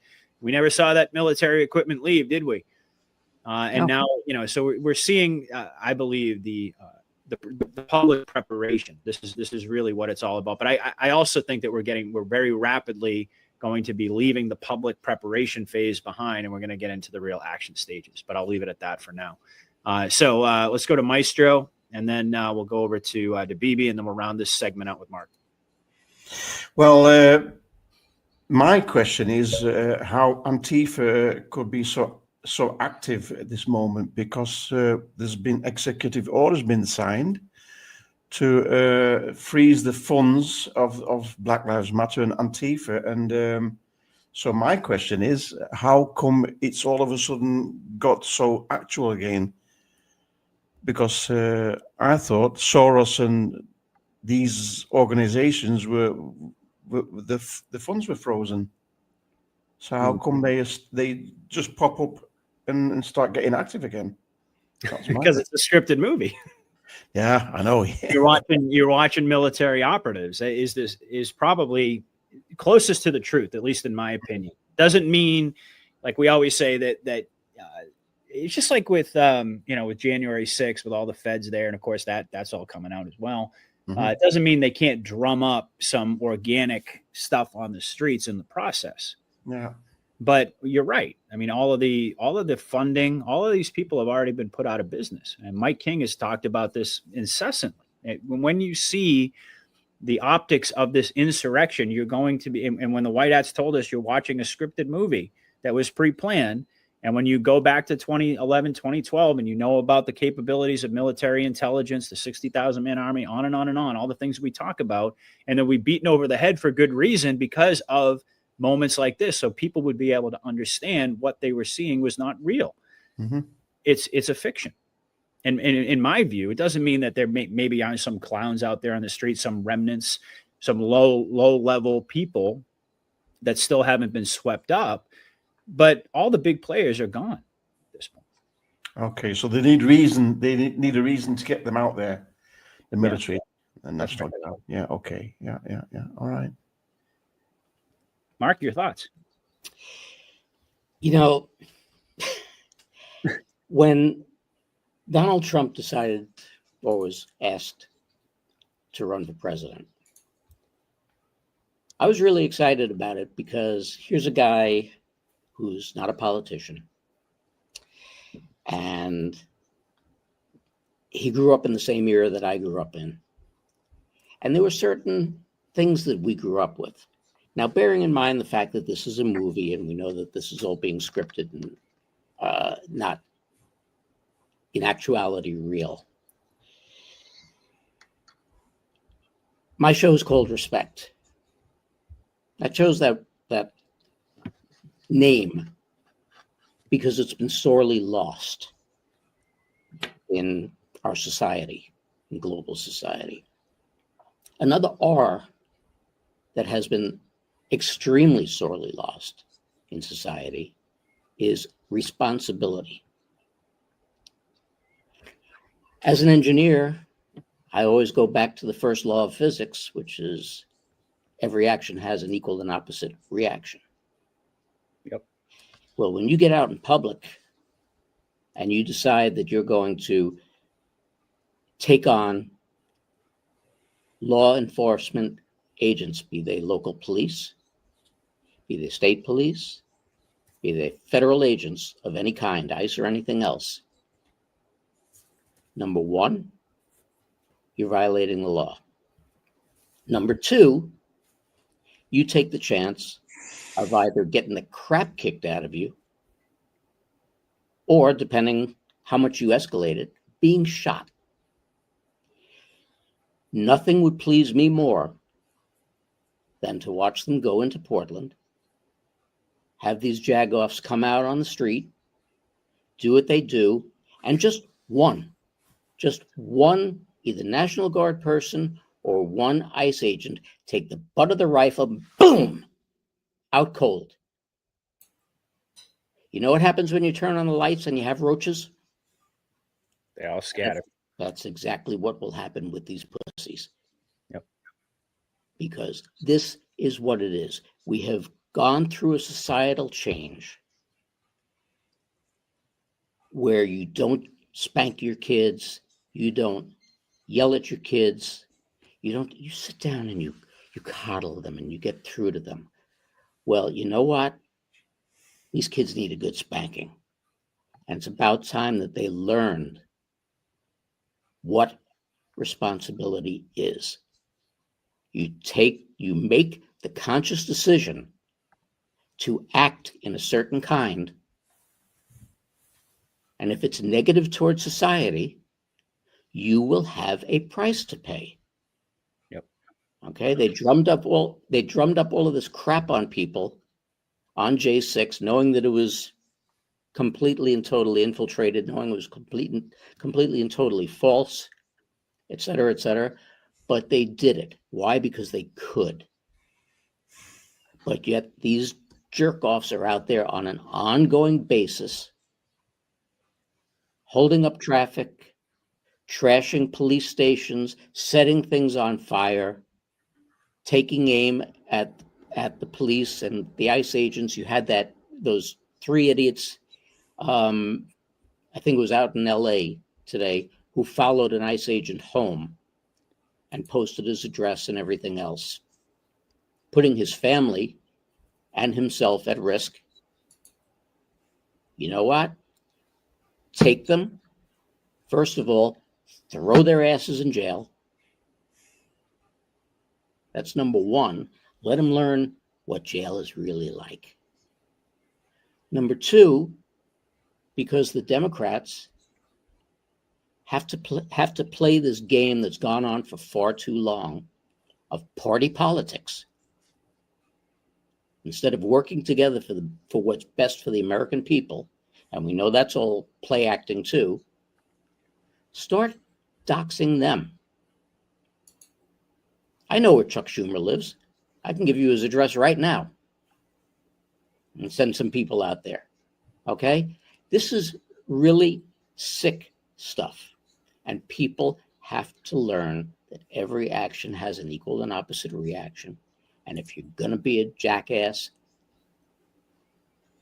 there will be repercussions. You will have responsibility for what you have done. And I think it's high time that they start to learn that. And I think Portland could be that turning point. God, I hope so. Yeah, absolutely.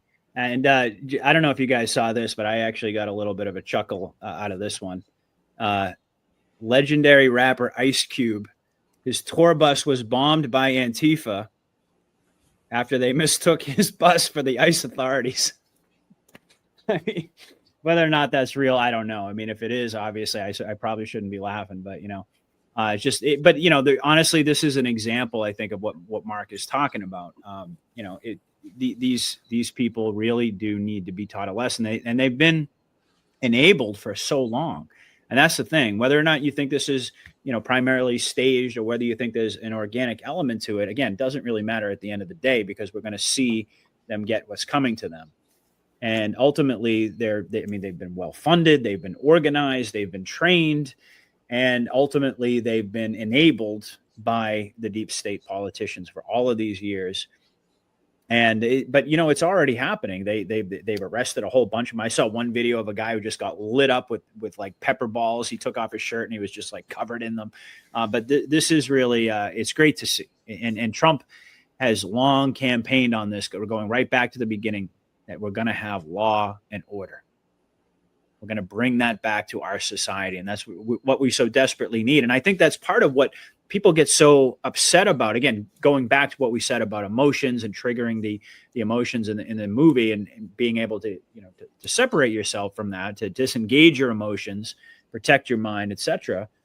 What triggers a lot of people is you go on social media, and all you see over and over and over are examples of, whether it be Antifa or whether they just be average people, just absolutely doing things that 10, 20 years ago would be unthinkable, like jumping over counters at Starbucks and attacking people. And I mean, just the constant insanity that we see. How much of it is real, how much of it isn't, that's up to you to determine, but that's exactly what needs to stop. Well, but just think about a couple of months ago in New Jersey, obviously a blue state, but in New Jersey, where they proposed a law that if juveniles cause property damage or personal injury or anything else like that, that the parents be held responsible for the actions of their children and have to pay for whatever property damage was done or whatever physical harm was done. And again, that takes once. Yep. That takes just once. You make that parent have to go and, they burn somebody's Tesla and lay out $50,000 to replace that person's Tesla. That kid won't sit down for 10 years. I don't care what their opinions were before. And this is what needs to happen. People have to be held responsible for their actions. Yep. Totally agree. Let's go over to BB. And then I'm going to tee it up because BB's got a presentation for us, and we're already like approaching 2 hours. So I want to make sure we get to that. But go ahead, BB. Well, Bioclandestine on Telegram had a great post. He said POTUS technically does not need to invoke the Insurrection Act to send the U.S. military to defend federal property. It's considered a federal function, not local policing.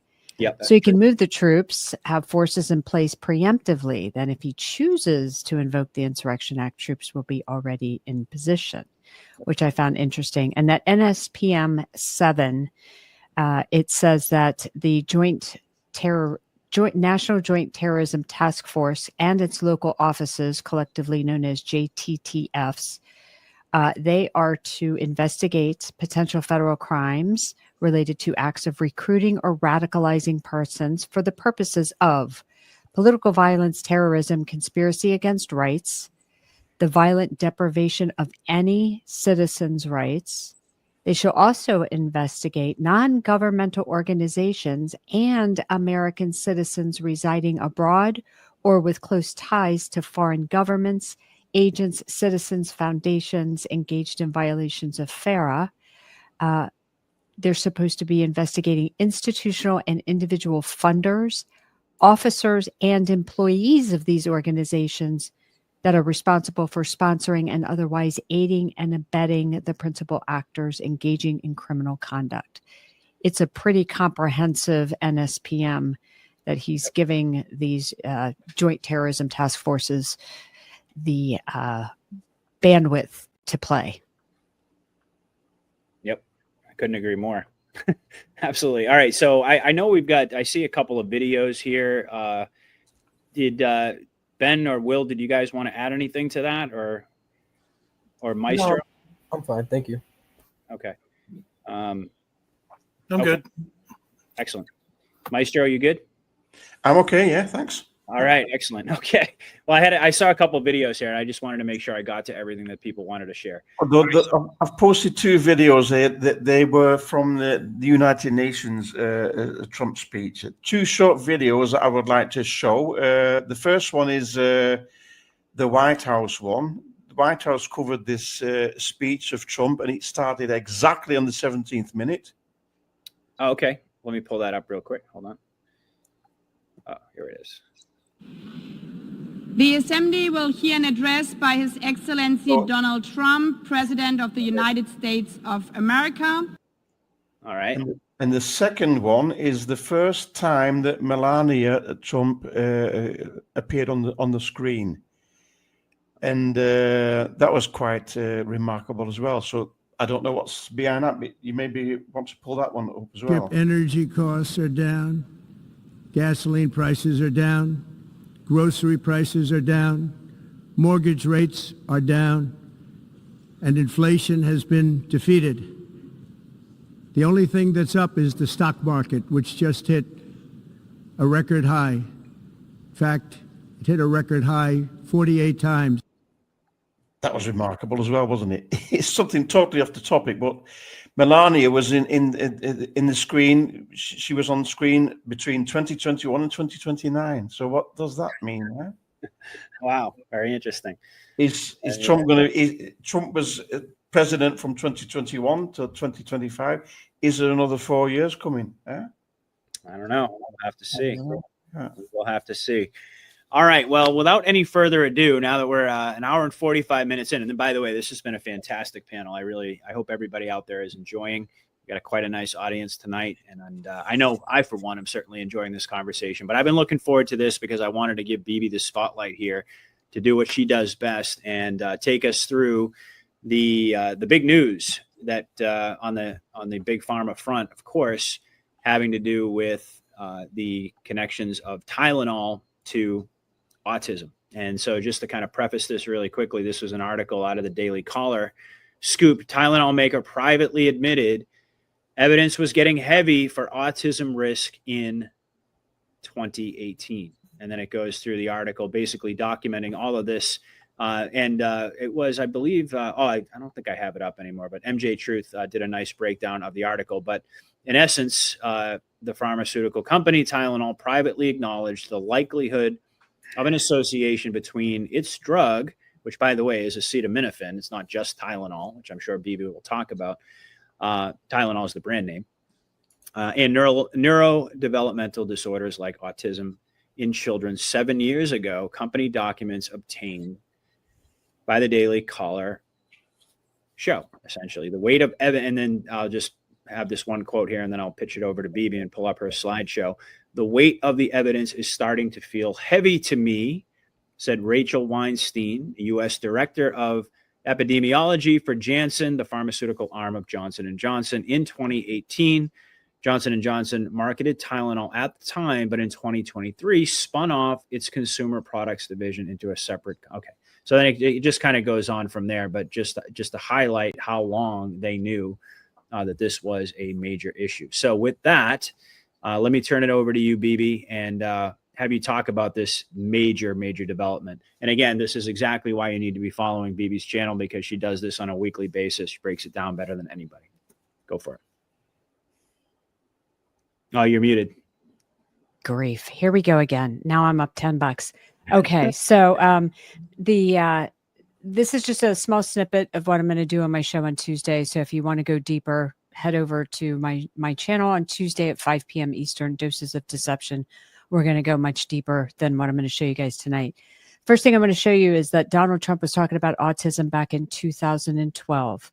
Autism rates through the roof. Why doesn't the Obama administration do something about doctor-inflicted autism? Interesting phrasing there. We lose nothing to try. I'm going to go to the next one. Yes. All right. So here we go. So this autism announcement that was done last Friday, they were recommending no Tylenol for babies when they're given vaccines. The MMR shot, instead of it being MMR plus V, which is varicella for chickenpox, the ACIP committee on Wednesday and Thursday of last week had already determined that varicella should be given separately from MMR. And then Trump took it further and said MMR should be given as 3 separate shots. Label: Tylenol should not be used in pregnancy except for emergency. And man, oh man, the removing aluminum from vaccines is massive. We've covered this in depth on my show. I won't go there tonight. Spread the shots out over 4 to 5 visits. Hepatitis V vaccine only recommended for age 12 and up. And what's interesting about that particular thing is that the ACIP committee was supposed to vote on its first day, which was Thursday of last week, on the hepatitis B vaccine, and they tabled it till Friday. Well, Friday came, they started talking about COVID vaccines, and they tabled the vote indefinitely on the hepatitis B vaccine. And then here comes, Bobby and Trump talking about hepatitis B vaccine at age 12. And then 6 is validate autism moms who know that vaccines are responsible for their child's autism. Go to the next one. Yep, you betcha. Getting some props in the chat, by the way. Wow, thank you, chat. Thank you, guys. Thank you so much for your support. So the Autism Action Plan includes FDA issuing a physician's notice, and we're going to look at that in just a second. HHS will launch a nationwide public service campaign to inform families and protect public health. The FDA is going to establish the first recognized therapeutic, leucovorin, and I'm going to explain that to you guys in just a sec. They're going to, following FDA's action, Medicaid programs will be able to cover leucovorin for autism spectrum. And NIH is going to launch confirmatory trials and new research into the impact of leucovorin, and increasing research investment through the Autism Data Science Initiative. NIH will be funding 13 projects totaling more than $50 million investment to transform autism research. You can go to the next one. All right. So I just want to give you guys a little look-see at how mainstream media has been covering this. Up at the top, we see Trump links autism to acetaminophen use during pregnancy despite decades of evidence that it's safe. That was the most recent. If you go all the way to the bottom, that's in 2016 at the bottom. Acetaminophen during pregnancy may increase risk of hyperactivity in kids. So CNN Health was covering acetaminophen and the issues until Trump came out and said, you shouldn't give Tylenol. It's ridiculous. You can go to the next one. All right. So Tylenol itself, back on March 7th of 2017, posted on Twitter at the time, we actually don't recommend using any of our products while pregnant. Thank you for taking the time to voice your concerns today. So if you go to the next one, this is from the McCullough Foundation, and they're explaining the pathway to regression involving Tylenol with vaccines. That it's not just Tylenol. You don't give your child Tylenol and they regress into autism. You give your child Tylenol after they've had a vaccination exposure.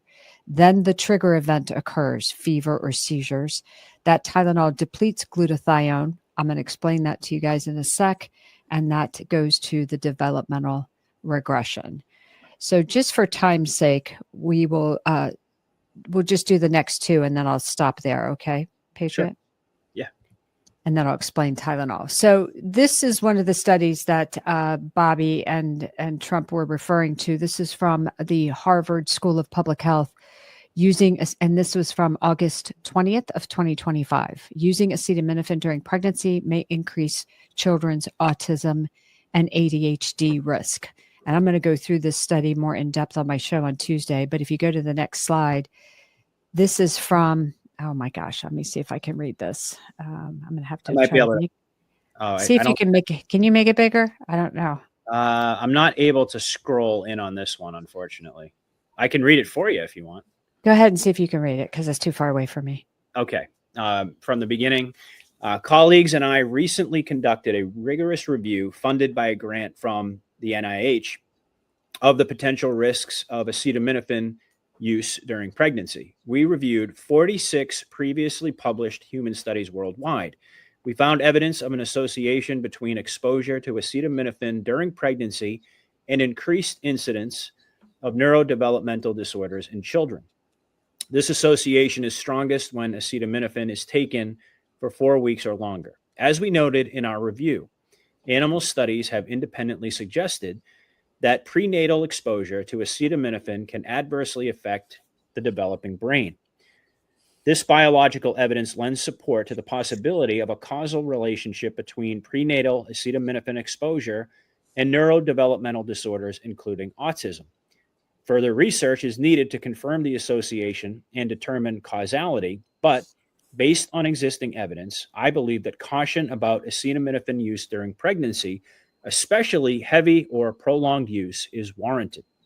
At the same time, as the only approved medication for pain and fever reduction during pregnancy, acetaminophen remains an important tool for pregnant patients and their physicians. High fever can pose risks to both the mother and the fetus, including the neural tube defects and preterm birth. After assessing the evidence, my colleagues and I recommended a balanced approach based on the precautionary principle. Patients who need fever or pain reduction during pregnancy should take the lowest effective dose of acetaminophen for the shortest possible duration after consultation with their physician about their individual risk-benefit calculation. I discussed our scientific findings and this recommendation from our review article with Health and Human Services Secretary Robert F. Kennedy Jr. and NIH Director Jay Bhattacharya in recent weeks and appreciate their interest in this study. So that would be what they base their decision on. Out of an abundance of caution, based on the evidence presented to them, they took a stand to protect our children. You can discontinue the slideshow if you want. All right. So let's talk about Tylenol. Tylenol is the brand name. Acetaminophen is the generic name. Tylenol is no longer on brand. It is now generic. So most of us know it as acetaminophen. It's metabolized in the liver. A very small portion is converted into a toxic metabolite, and that's known as NAPQI. I don't know if they say it or if they spell it. NAPQI. I'm going to call it NAPQI because I like that. Under normal conditions, NAPQI is detoxified by glutathione. Remember that from that previous slide? Mm-hmm. So and glutathione is a critical antioxidant that neutralizes that toxic metabolite. In overdoses or in low glutathione, NAPQI accumulates, causing oxidative stress and liver damage. So Tylenol was first synthesized in 1877 at Johns Hopkins University. In the 1940s and 50s, they did research and testing. In 1955, McNeil Labs introduced Tylenol Elixir for children, marketed as a gentler alternative to aspirin due to aspirin's GI upset. In 1959, Johnson & Johnson acquired McNeil and established the McNeil Consumer Healthcare Division. In the 1960s, McNeil expanded product line to adult formulations, the ones that we know, capsules and tablets. In 1973, in the Journal of Pharmacology and Experimental Therapeutics, they established that Tylenol overdoses deplete glutathione, which leads to NAPQI-induced liver toxicity. Y'all following me so far? Mm-hmm. Good? Okay. Good. Johnson & Johnson addressed this by placing overdose warnings on Tylenol packaging. So then in the late 70s, studies began linking aspirin use in viral infections to Reye's syndrome. I remember when I was pregnant in the early 90s, we were told, don't take aspirin, you'll get Reye's syndrome in your baby. So nobody took aspirin, we took Tylenol. In 1982, the U.S. Surgeon General and CDC issued warnings against giving aspirin to children with viral illness. So let's talk about this Reye's syndrome that allegedly happens with aspirin. What they say is the exact cause is unknown. It's associated with, not cause. It's associated with aspirin use in flu and chickenpox. But not all cases of Reye's syndrome actually involve aspirin. Weird. Reye's syndrome was not tracked by the CDC in the 60s. National surveillance began in 1973. That was the same year that it was established that Tylenol depletes glutathione. Kind of an interesting coincidence. 1973 to 1979, there were between 200 and 500 cases of Reye's syndrome. Public health warnings began in 1980.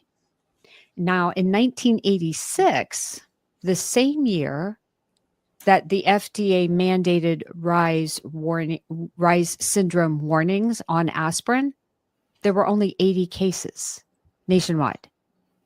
1980s. Something happened in the 1980s. Because in 1986, additional things happened that made that an interesting year.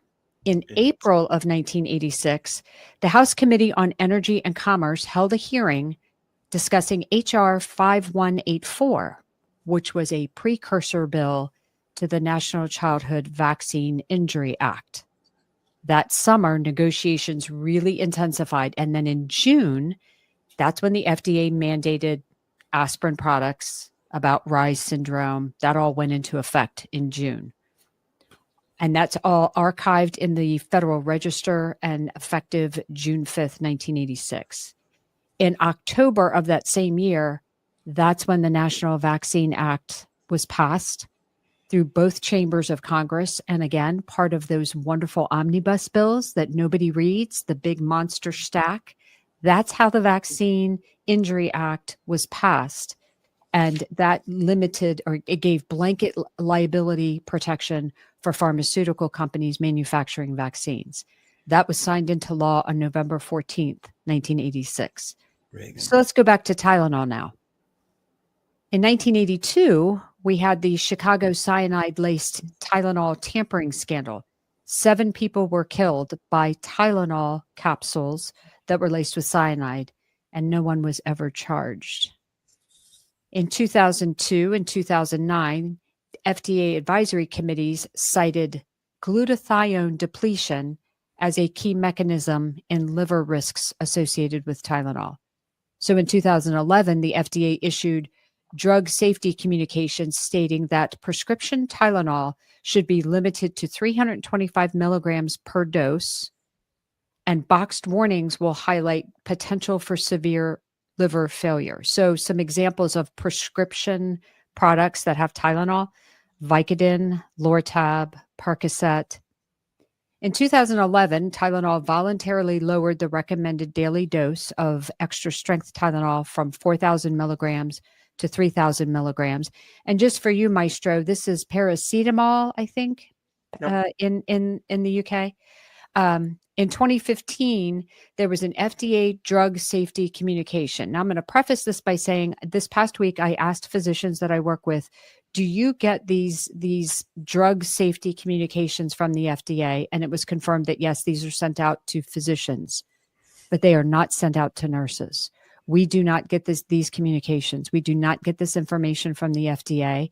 I've never had a hospital say, hey, we got something from the FDA you guys should all know about. I've never had a doctor say, hey, I got an email from the FDA. Here's some information that you should know about.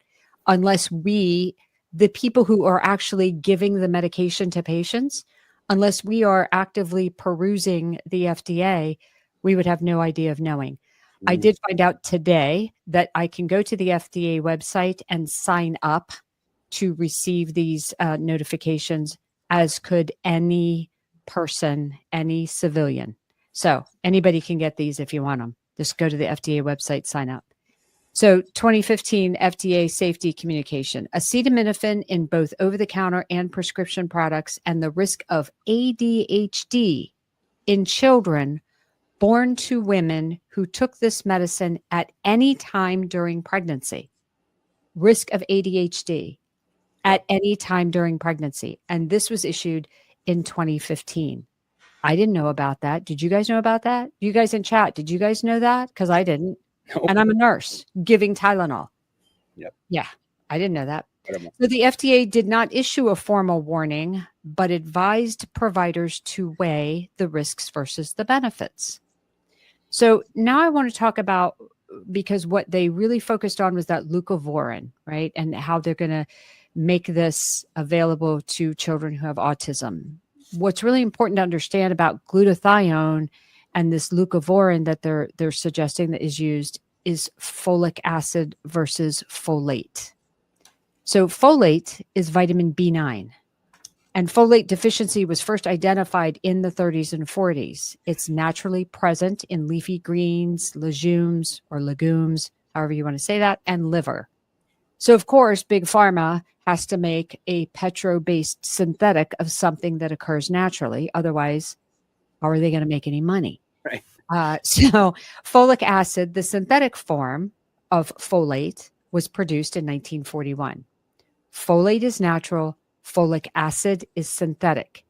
Look at your multivitamin bottles. Look at your vitamin B complex bottles.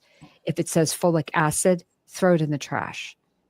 So again, in the 1980s, the link between spina bifida and folate deficiency emerged during clinical trials for folic acid.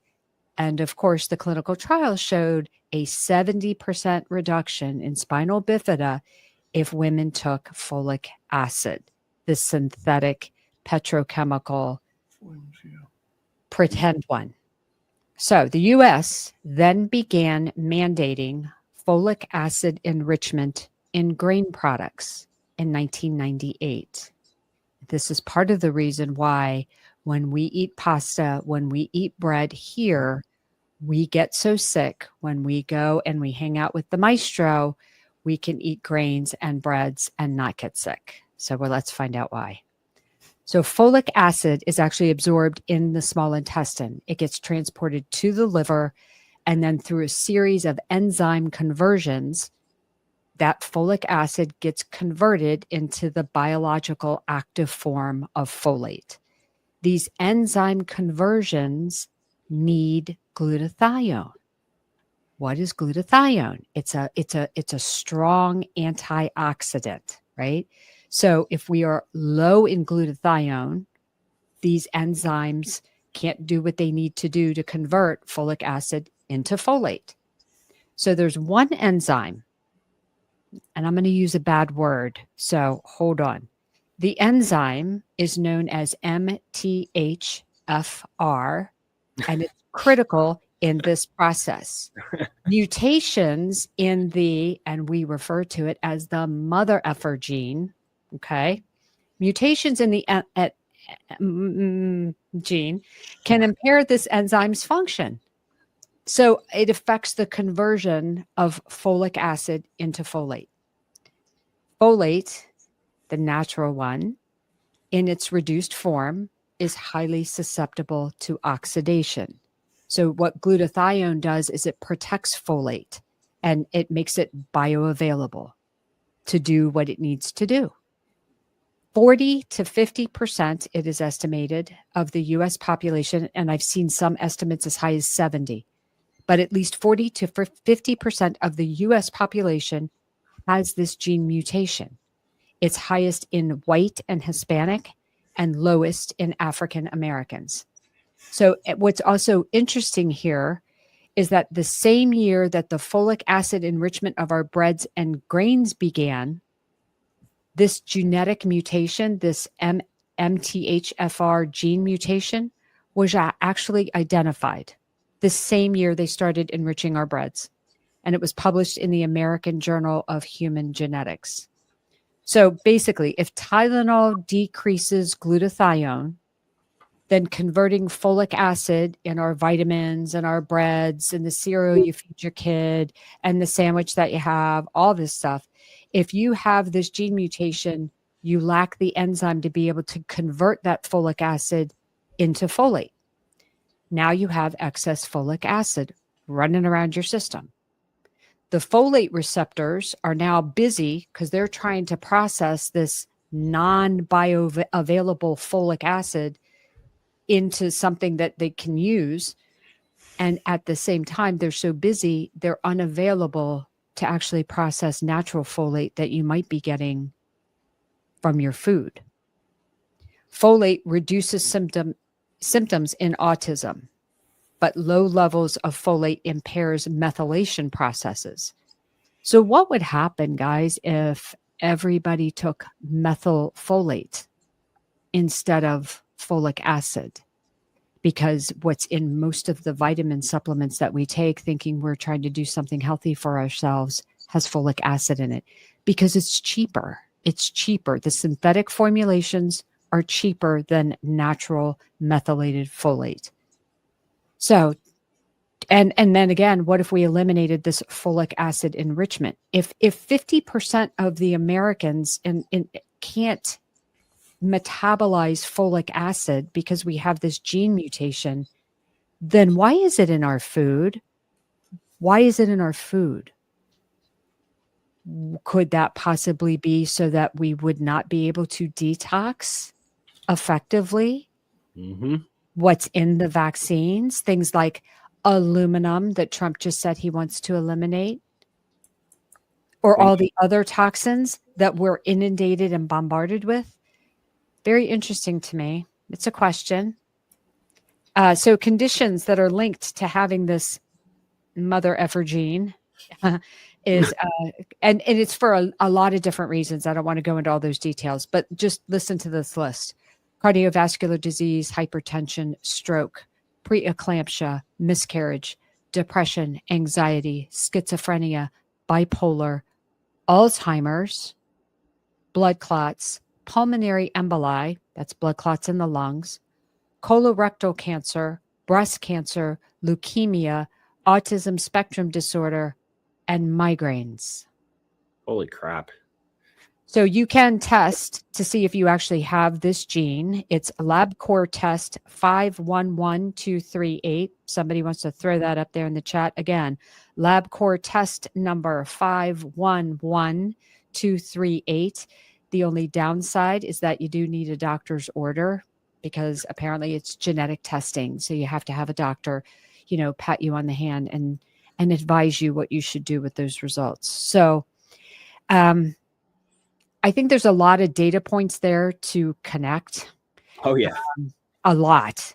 Yeah. And I didn't have enough time to actually sit and just let this kind of sink in and let these data points kind of start to connect for myself. I got all of that data and I just wanted to at least get that to you guys so that we could start together thinking about this and trying to put connect these dots, because this is the big story, I think. The fact that we have big food with the enrichment with folic acid conspiring with big pharma, because interestingly enough, do you want to know who won and what the leucovorin that they're saying they're going to release as a medication to give to autism children? What leucovorin does is it allows folate to pass across the blood-brain barrier and get to the brain. It's a bioavailable form of folate for those who are folate deficient, like for those of us that might have that gene, or for children who maybe have been given Tylenol, depleted their glutathione, and now that's why they've developed autism, because their brains are folate deficient. So this is huge. Yeah, I think that the ramifications of this are not just for autism. I mean, think about it. That list that I just gave you, we are learning about things that we eat every day that are potentially causing all of these things that big pharma makes a lot of money medicating. Think about how many people are on high blood pressure medicine. How many people are taking SSRIs for depression and anxiety?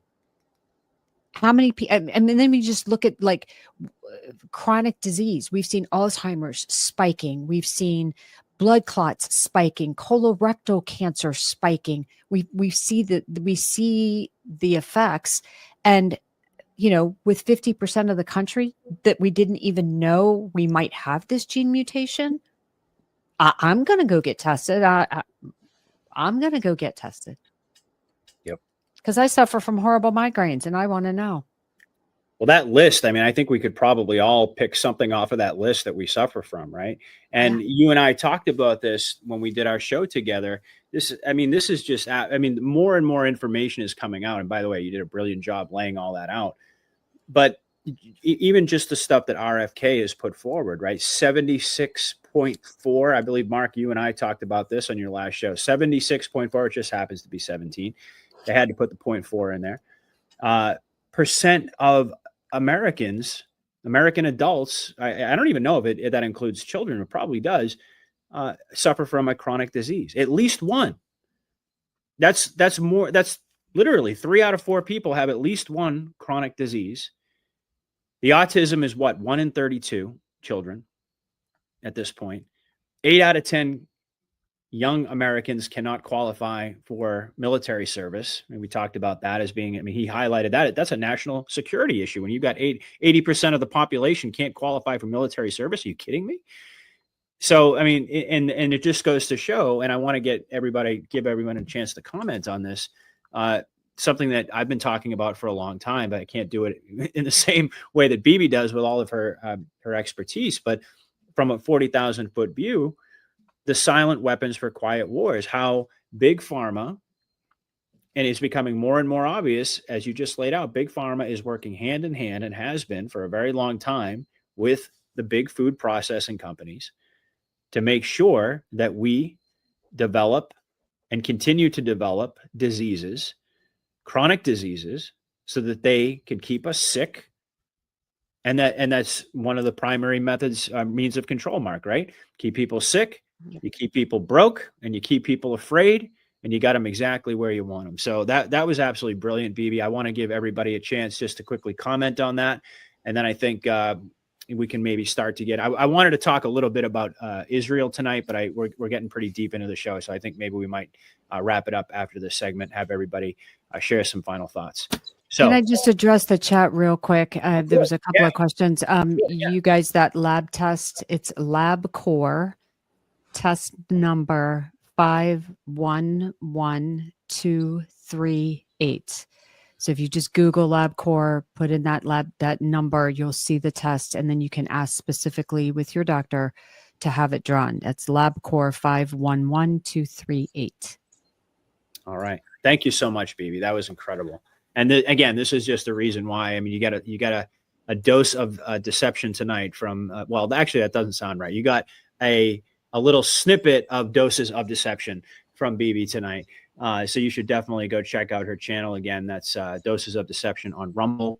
And I should probably add that to the description of the video. I think I will do that for all the folks who aren't going to catch it live tonight. So that people can get over to your channel. Absolutely incredible information. You guys just saw the way she lays it out. It's absolutely brilliant. So let's go around the horn here. We'll start with we'll start with Mark. We'll go to Maestro, and then Ben and Will. Just give you guys a moment to comment on what BB just shared and the enormity of this information that's coming out right now about vaccines. Remember that RFK had indicated a while back that by September, we were going to get these reports. And BB, you and I talked about this as like, this stuff has already been done. This is the rollout, right? But regardless, we were going to get these reports about autism. And I don't think a lot of people really saw this one coming, except for those in the know about Tylenol being linked to this vaccine injury regression. So with that, Mark, let's go over to you. Well, first thing I have to say is bravo. You know, having completed 7 trips or 7 decades on this realm that we live in, and having been a journalist for almost half a century, and being a father, being a grandfather, being a vitamin taker for probably half a century, all the things that I've learned in that time, especially as you start to get into now what's so big with organic this and organic that. And the one thing I always questioned is, we know what they've done to the soil, we know what they've done to the air and to the water and everything. I mean, frankly, unless you're getting your own soil from the moon or something, you don't know that your organic stuff is really safe. We know that every drug, most store-bought vitamins, et cetera, are chemical. Jesus. See, you started this, Patriot. Now I can't. Are chemical compounds. And when you insert a chemical compound into your system,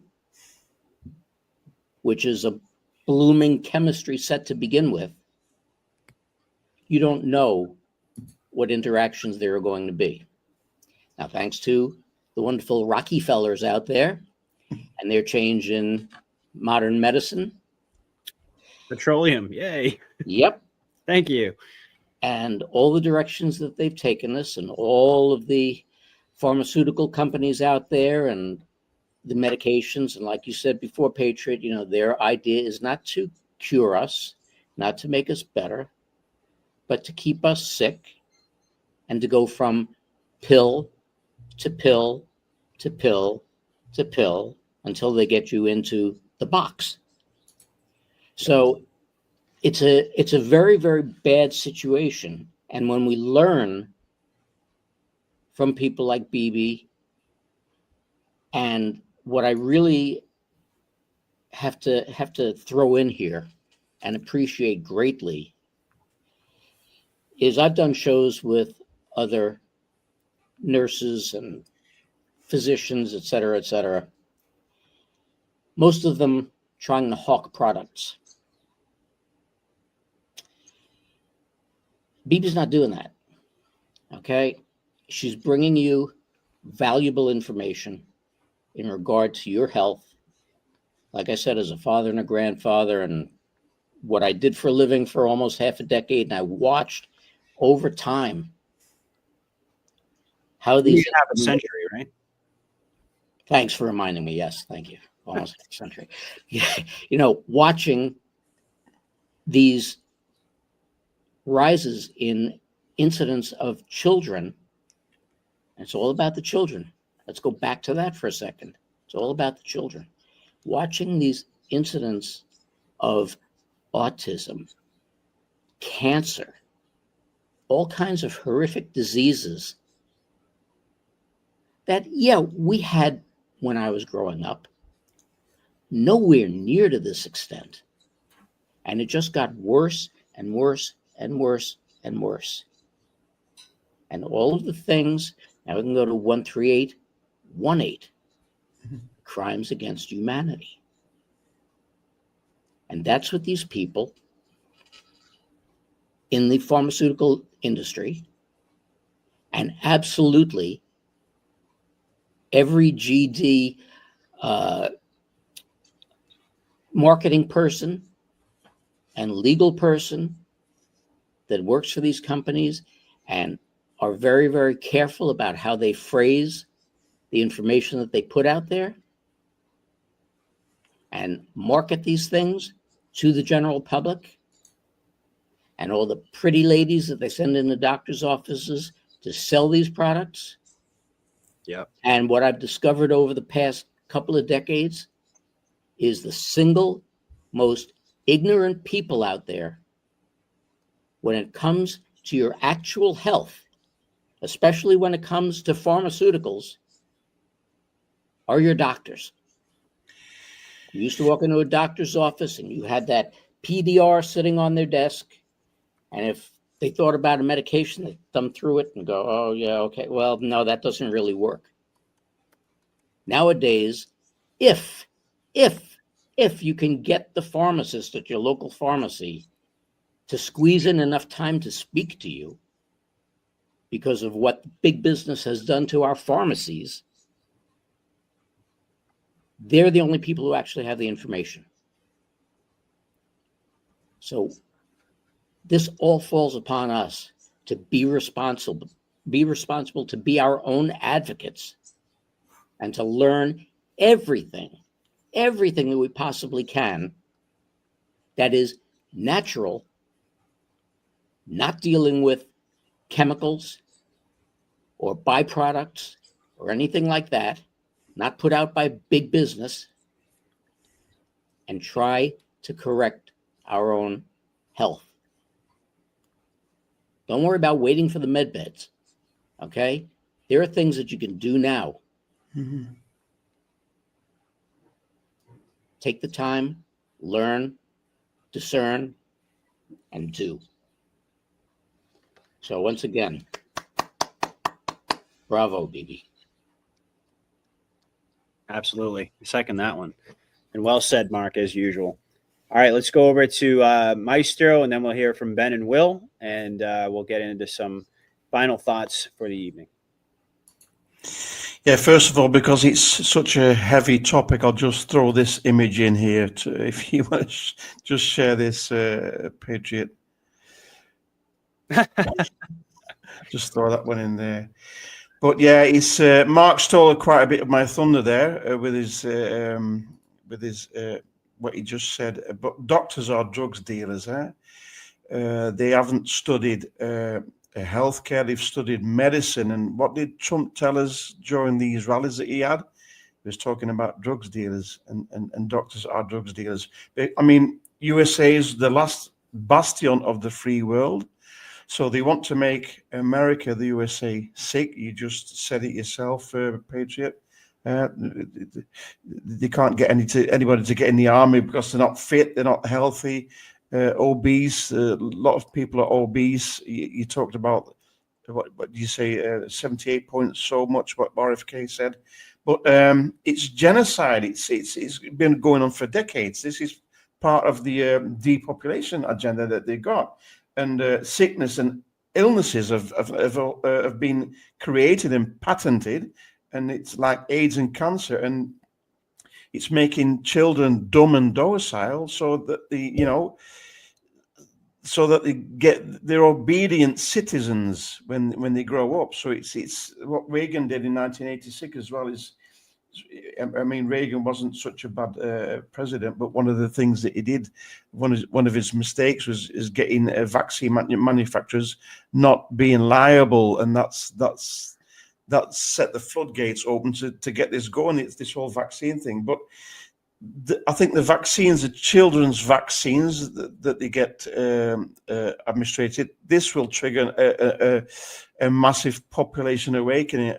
Of course, I mean, we've got to get rid of all the vaccines. If God wanted us to have this shit in our bodies, He would have given it us. But all these vaccines, we've got to get rid of all of them. Not like Trump said, MMR vaccines, divide them and split them out and spread them out over years.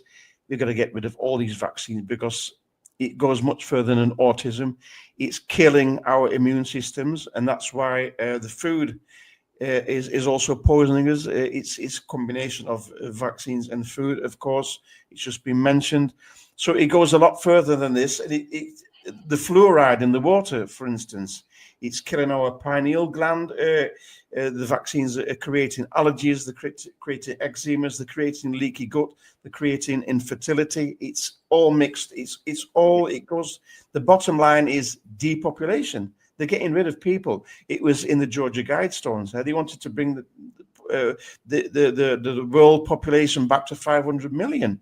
I mean, this is all depopulation and SIDS, the sudden infant death syndrome, the stillborns. It's all combination of all these vaccines that we don't want in our bodies, and it all ties in to like how we treat the placenta when the child gets born.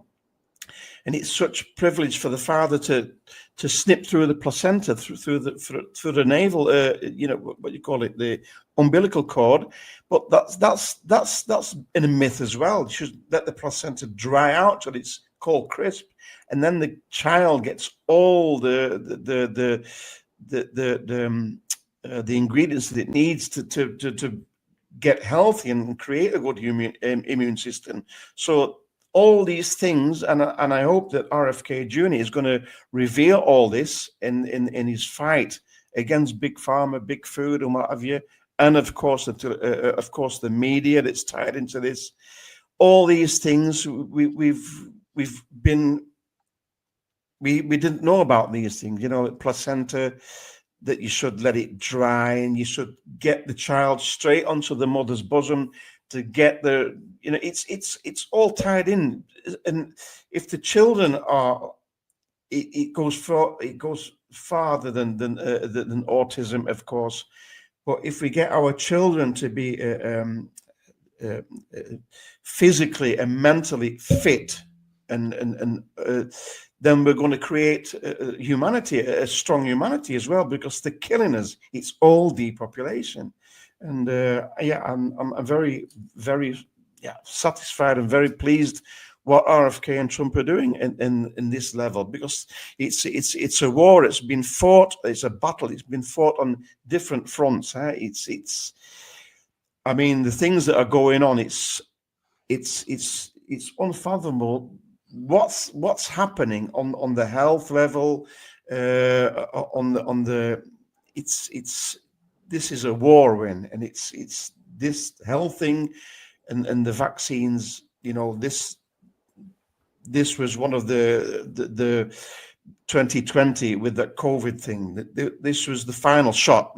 They wanted to get this new world order going and get rid of most of humanity, and that didn't work out. So I'm very glad that they've switched this and they've inverted this, and it's all coming out now. So I'm very excited the way it's going, but it's got to go in stages. You can't get it all fixed in one go. Rome wasn't built in one day, but it's a start. This autism thing is a start. Yeah. Well said. Wow. Amazing. Absolutely incredible. And I agree with you. It's similar to what Mark said earlier about Comey, right? This is the kickoff. Yeah. I think that's really what this represents. This opens up the door to a much, much, much bigger problem. Absolutely. And I think it's only a matter of time, just like we've seen with everything else. They're rolling things out in stages. Yeah. BB and I talked about this. I mean, and Mark and I, of course, have talked about it many times. Maestro and I, all this stuff has already been done behind the scenes, and this is the rollout phase. And Q wasn't kidding when he told us that the enormity of what's coming is going to shock the world. It will. And it's on multiple different fronts. And I also recall, by the way, if you haven't watched the show that BB and I did together a couple weeks ago, you can check it out on her channel. I also shared it on my channel as well. But we spent a decent amount of time also talking about the connection between Big Pharma and the takedown of mainstream media as being their number one source of revenue, the advertisement. And of course, now they've got to run, if they're going to even run ads on mainstream media, they got to be like 4 or 5 minutes long, giving everybody all the reasons why they should not take them. That's going to be a major red pill as well. But we went through a lot of detail on that show as well. So I encourage people again to first and foremost to follow BB on her Rumble channel, also on X. And by the way, you should be following everybody. You should be following Ben Danklin. You should be following the Maestro. I know he's over on Telegram, but he also has a Rumble page, a Rumble channel. Right, you do, and you also have a BitChute. Ben Danklin has Devolutionary Intel on Telegram. Mark, of course, has his own Twitter handle, Fake News 7, or X handle, I should say, and also his own Rumble channel as well. In addition to being one of the founders of News Treason, so you should be following everybody on this panel tonight. So we're about 2.5 hours in. So what I thought I would do is for Ben and for Will, give you guys an opportunity to comment on this topic, of course, the Tylenol, the vaccine, Big Pharma, anything you guys want to add to this conversation, and maybe weave that together with some closing thoughts for the night, and then we can kind of wind this down. Been a great panel. Yeah, so Maestro, I absolutely agree with everything you said, man. And what you're talking about, we call delayed cord clamping. I just wanted to cover that. But the baby, they want you to cut the umbilical cord the moment the baby comes out, when in fact the baby, like 1/3 of the baby's blood is still in the umbilical cord. So you're supposed to wait until it turns white, is what we learned. And then it's funny because we have a picture of the doctor just sitting there with their arms crossed, like, do you want to cut it yet? I'm like, no, just stay over there, just wait, But yeah, it's a thank God man. Thank God Yeah, people don't. Because not only is it 1/3 of the baby's blood, but it's stem cells, antibodies, all the good stuff. But yeah, I just wanted to say that, just if anyone wanted to look into it. Mm-hmm. But as far as like Tylenol goes, something I've noticed when it comes to a product like Tylenol being genericized, there's a reason behind its dominance. It's a widely trusted brand, can potentially be exploited as it funnels most customers toward a single product, making it easier to influence or harm a large group if misused. And that's exactly what it's been doing for the last 70 years. Humans have been ingesting Tylenol. And just because it now may say on the bottle, do not take while pregnant, that doesn't take away from the fact that doctors worldwide have been urging their patients to consume it while pregnant, and also give it to their children, especially before they go in for their routine childhood vaccines. I know BB said after too. I'm sure doctors say all of the above with how crazy they are. They get paid no matter what. So, it's absolutely horrible. And speaking of vaccines, at first I was a little upset that when President Trump, when he came out and said, oh yeah, we'd spread the MMR out, between, every so often, whatever. But then again, I realized that that's typically the white hat strategy, because they're masters at coming out with a little bit of the story and then waiting for the enemy to try and debunk it, only for the white hats to release incontrovertible evidence that ends all the arguments. And also, for those paying attention, you can't ignore the Henry Ford study that came out that's been suppressed for 20 years. It came out a couple weeks ago or so, and it has the main data that was missing, double-blind study between a vaccinated group and unvaccinated group. And it goes through all of the statistics, and they're just remarkable it's really horrible how how just they're maiming these children, and then it shows the unvaccinated group. It has like basically zero risk. And it's absolutely just evil the way that they put into our minds how God must have made a mistake. So we gotta, oh, baby's born, welcome. Let me inject you with something that we only give, prostitutes usually or whatever for the Hep B shot. And it's just all ridiculous. And with how ridiculous it is these days, it's only going to be that much better on, going the other way. And I just can't imagine like a society that is fully aware of these things. And, who knows how high our potential can grow then, with everything else going on. And so I don't see any vaccines making it. But yeah, as far as a closing, I just want to say thank you, Patriot. You're absolutely amazing, man. No one breaks the story down like you. And thank you for letting all of us, say our part, in this great awakening on your platform. And I really appreciate it over the years, bro. I have some I could show my children eventually. So thank you. And as far as that, everyone just head on a swivel. There's no way to tell what's movie, what isn't, and just use your discernment. Go with your heart, and hopefully the truth will come out. And I have a good feeling that at least most of it will.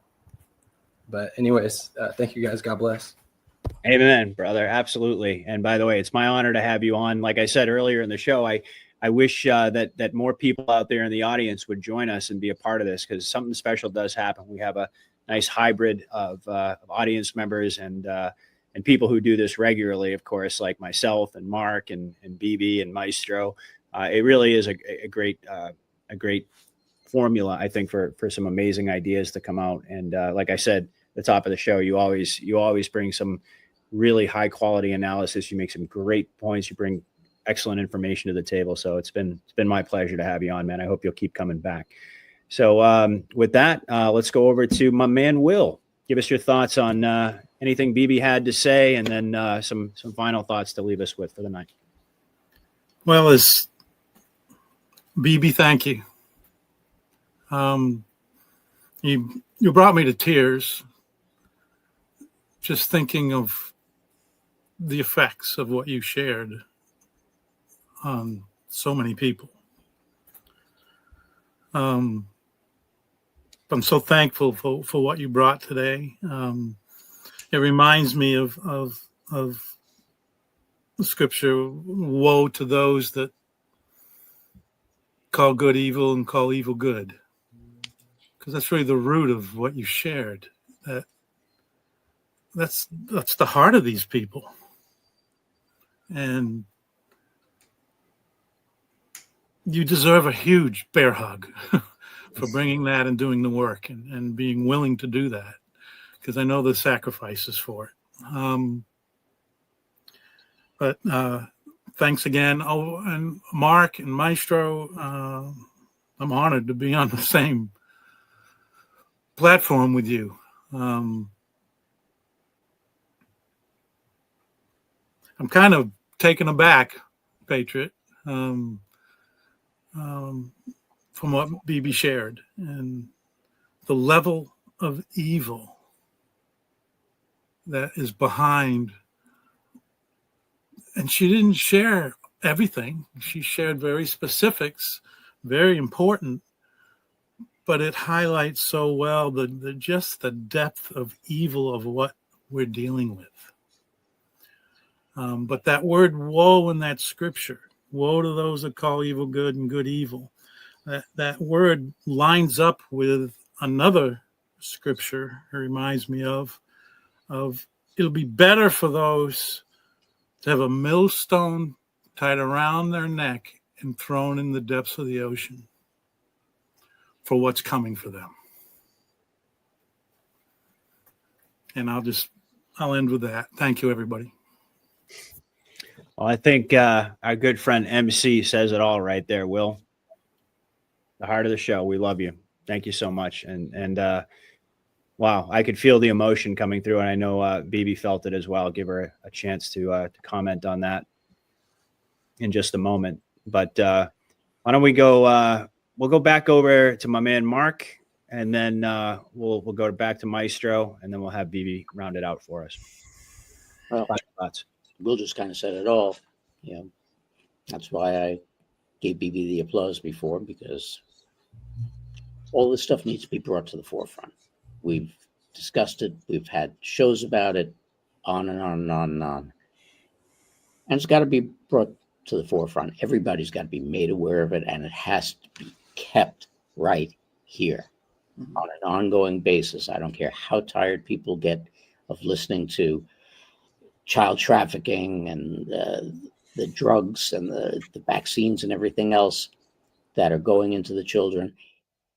You talk about it, and you talk about it, and you talk about it until it doesn't exist anymore. Because that's what needs to be done. I was actually hoping we were going to get to the Netanyahu thing, because, you know, it's sad when you have somebody of his age who has performance issues that are big time, but, you know, that's just what happened there at the UN. So, but we'll get to that. We'll talk about that on Thursday, Mark, for sure. That's certainly not going away. But again, you know, it's very, very important, people, that you keep your mind open and you learn everything that you could possibly learn. You pay attention and learn to discern. The business that I worked in is, I've phrased it as the right arm of the cabal. And all they did was lead you down a path, aided, unfortunately, by our own families, because most people who watch the news are loyal to it because their family watched it, their parents watched it, their parents watched it before them, and they sat and they got brainwashed and brainwashed and brainwashed. And now the white hats are trying to do the unbrainwashing by doing the same exact thing. Wash, rinse, repeat, wash, rinse, repeat. We've got to get past this. We've got to know, and we have to take care to make sure that we rescue the children. We have to go and make sure that we realize what's in our food, what we're giving to our children and ourselves in the way of food, vitamins, and especially inoculations. We can't let them get away with what they did. The biggest threat to us, the biggest threat to this war that we've all been involved in for years, is complacence, which is what got us here to begin with. Yep. Amen. And people complain all the time when I tell them, get off your ass and do something. I'm telling you, get off your ass and do something, because yes, one person can make a difference. We're all one person. We're doing what we can to try and make sure that this thing has legs and we move forward with it. And you guys have to pitch in too. Do whatever it is that you can, with friends, with family members, with coworkers. Do what you can, and for God's sake, protect those kids, because that's what it's all about. You know, so once again, Patriot, I mean, thank you. Always an absolute pleasure. Bibi, it was great meeting you, and Will and Ben. Although Ben, I think I met you the last time. And of course, my buddy, the Maestro. You know, it's always great to see you. Got to do this again sometime. Indeed, we will. Indeed, we will. And like I say, you know, I mean, something special happens. We get into these conversations. God shows his presence every single time, and he does it. As Mark just eloquently pointed out, all of us are just, you know, we're just one person. But we were inspired to come forward for mostly the same reasons, to put our lives on hold, put ourselves in an uncomfortable position, to put ourselves at risk even, to do what was right. And ultimately, I think that's what resonates so deeply with everybody out there who's listening. And, you know, we've had an incredible audience tonight. We always do.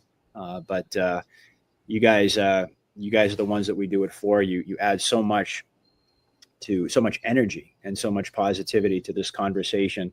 And it's a reminder for everybody on the panel of why we do what we do. You know, we don't do this for any other reason other than ultimately to spread the truth. And you guys are all a part of that process, that collective journey that we're all on. So, Mark, always a pleasure, buddy. I'm looking forward to getting into a routine with you and Dave. And certainly, I mean, you and I, we do our own stuff as well. I've been on Mark's show, Respect, many times. Mark's been on this roundtable before, and you can bet your bottom dollar we're going to keep it going, my man. So looking forward to Thursday. I love you. You too. Right, let's go over to Maestro. Yeah, well, it's been a great pleasure to be on the show with all these wonderful patriots. We are all light workers and way showers, and we're doing our part. And who would have thought that we were 5 years ago? Who would have thought that I'm doing this now, what I'm doing?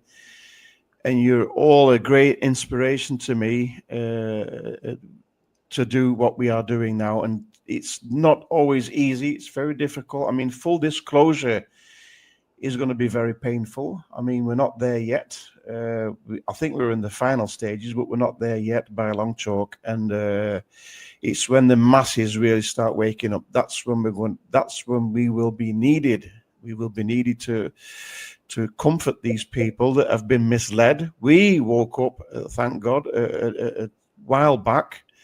But these people that are none the wiser and that don't have any idea what's going on, they will need help. We will have to be there to help them in this process. We have taken the red pill. I always say we've taken the red pill in powder, with water. We've been drinking that, but they're going to take this red pill. It's going to be shoved right down their throat.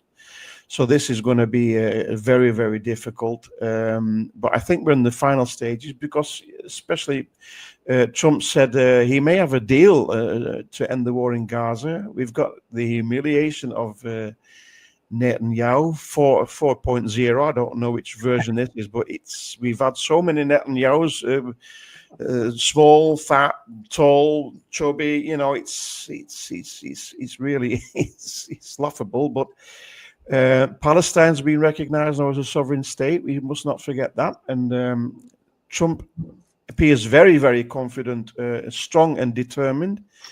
He's very strong. He's a world leader. He showed that in New York, and I feel the walls are closing in very, very quickly, and the beast is being slain. But I mean, the tough part's got to come yet. So we have to stay strong. We have to stay positive. We have to stay very optimistic as well. And don't be influenced by the black pillars, because there's a lot of black pillars out there, people that were on the Trump train and they've jumped off and they're trying to, the black pilling everybody. And sometimes it brings us out of balance. You hear something about, oh yeah, this is a bit weird, but we know Trump is a master chess player. He's playing 5D chess. He's still surrounded by swamp rats, Zionists of the worst sort, and he's got to maneuver. He's in a minefield, and he's got to maneuver through his minefield with the people that are close to him, his generals and his advisors. But I'm very optimistic. It's going to be a very tough and exciting fall and winter, and it's. Next year, there's a start of 250 years America, I think, or something like it, with the World Fair World Fair with the theme Ingersoll Lockwood. So that will be very, very interesting. So yeah, with all these special technologies and medbeds was just mentioned. We never know. I mean. Tesla technology and so forth. So it's going to be a wonderful world where we're going, but this will have to implode first with all the consequences, financial, belief systems as well. Belief systems are going to be shaken up. It's going to be shaken up. Things are going to be tossed around. and people are going to be very confused, but that's where we come in. So thank you for inviting me tonight, Patriot. It's been a wonderful conversation with these wonderful patriots, and BB, especially you. Thank you very much for your explanation, your yeah, you know what I mean, your text, and it was awesome. Thank you very much. Well, I have to say, Maestro, I wouldn't be the same without you, brother. I mean, honestly, I love having you on the show, and it's funny because we were messaging each other on Telegram, and I told him what the topics were going to be, and he said, "Oh no, I don't know. I'll do my best." And I say, "And you sell yourself short, man. I'm telling you. I mean, from the opening salvo you gave us in the beginning tonight to that brilliant closing, I mean, I have to say, my hat's off to you, man. You're amazing." A national treasure for your own country. I hope you realize that. And Thank you very keep much. back and doing what you do. And by the way, it's like what, 3 o'clock in the morning there right now, or 4 o'clock? It's nearly 4 o'clock. Nearly 4 o'clock in the morning. Okay, so if I don't know what to say, folks. If you don't respect that, the fact that this guy is still here, I mean, I don't know what to tell you. But a couple of things I just wanted to piggyback on really quickly. You touched on the black pillars out there. Mm-hmm. Honestly, it's like what we talked about earlier. How do you get black pilled? Well, you take emotion and then you add expectation and then you get black pill. Yeah. And that's what's happened to a lot of people out there. Unfortunately, some people were always kind of, they always had those bad intentions, but indeed a lot of folks have just been, they haven't been able to sustain, or let's just put it this way. They haven't learned that lesson throughout all of these psyops that we've been subjected to over and over and over. Yes, it takes its toll on us emotionally. We are human beings. There's no denying that. Okay, we're not supposed to be completely disengaged from our emotions when we analyze. Absolutely, but we all experience the emotion, and indeed, we always, whether or not we want to, sometimes even at a subconscious level, we develop expectations based upon the things that we're seeing unfold and how badly we want this all to come to fruition, and we know it will. But these psyops, it's taken a toll on a lot of us. So I just want to say hats off to everybody, not only in this panel here tonight, but all of the great Anons out there that I work with, all the great people in the audience that are still soldiering on, that have the fortitude to see this thing through to the end. I mean, all of us, we've gone off track, myself included. I've taken my audience on my journey with me. I haven't always gotten it right. And I've certainly gone on some emotional jags, and I've talked a lot about my expectations not being reality and the frustrations that go along with that, primarily for the benefit of my audience, to let you know that you're not alone. We all go through it. But the fact of the matter is we're still here. And the other thing I wanted to mention is that you touched upon our purpose. What's the purpose of all of this for us? Earlier I mentioned the process of learning how to disengage from our emotions, to learning how to keep our expectations at bay. As Boone Cutler said, protect your mind, control your emotions. Yes, but why? Why? So that we could still be here at this phase, and we could see this thing through the eye of the storm and get to the other side and do exactly what Maestro just described, which is to help all of our brothers and sisters, all of our human family out there, because they're going to need it. Believe me when I tell you. I mean, I mentioned it earlier. Maestro just said it. Everything's going to get shaken up. People's belief systems, their entire foundation has been built upon a lie, a deception. The matrix, their matrix is going to collapse, and we're going to be the ones there to pick them up and to help them through this process. And that is the reason why we were chosen for this journey. So I'll leave it at that. I just wanted to make those couple of quick points. Let's round it out with BB. Thanks, guys. Thank you so much for having me here. I'm honored to be a part of this panel. It's been an amazing discussion. Trump had said that autism is non-existent in the Amish. And, that made me think about the fact that all of the vaccines that they want to give our children, that they want to give us, is all to prevent a virus. It's all about preventing a virus. And so if the Amish are the control group, then my question is, okay, so what virus has wiped out the Amish communities? I need crickets, right? Yeah. because it hasn't. And here we are maniacally harming our population to prevent something that in our very own control group, the Amish, has never wiped out anybody. So what are we preventing in the first place? Mhm. Maybe our focus shouldn't be on prevention as much as it is treating and allowing our immune systems to do what it naturally does. So I just wanted to kind of round out that the whole vaccine thing. Peter McCullough wrote a whole book on it about vaccines being an ideology, being a religion. Amen. And you never hear people say, I believe in lisinopril. I believe in atorvastatin. I believe in metformin. But you hear people say, I believe in vaccines, as if it's a god, and it is a false god. And they are worshiping at the feet of a false god. So, and just to round out the night, I have to go back to Boone. So Boone said that we have been programmed into learned helplessness. They have programmed us to believe that we are helpless. And that is so they are never opposed. So every time we stand up, and this is to you guys in the chat, you guys watching, every time you stand up and do something and make your voice heard, these are all Boone's words.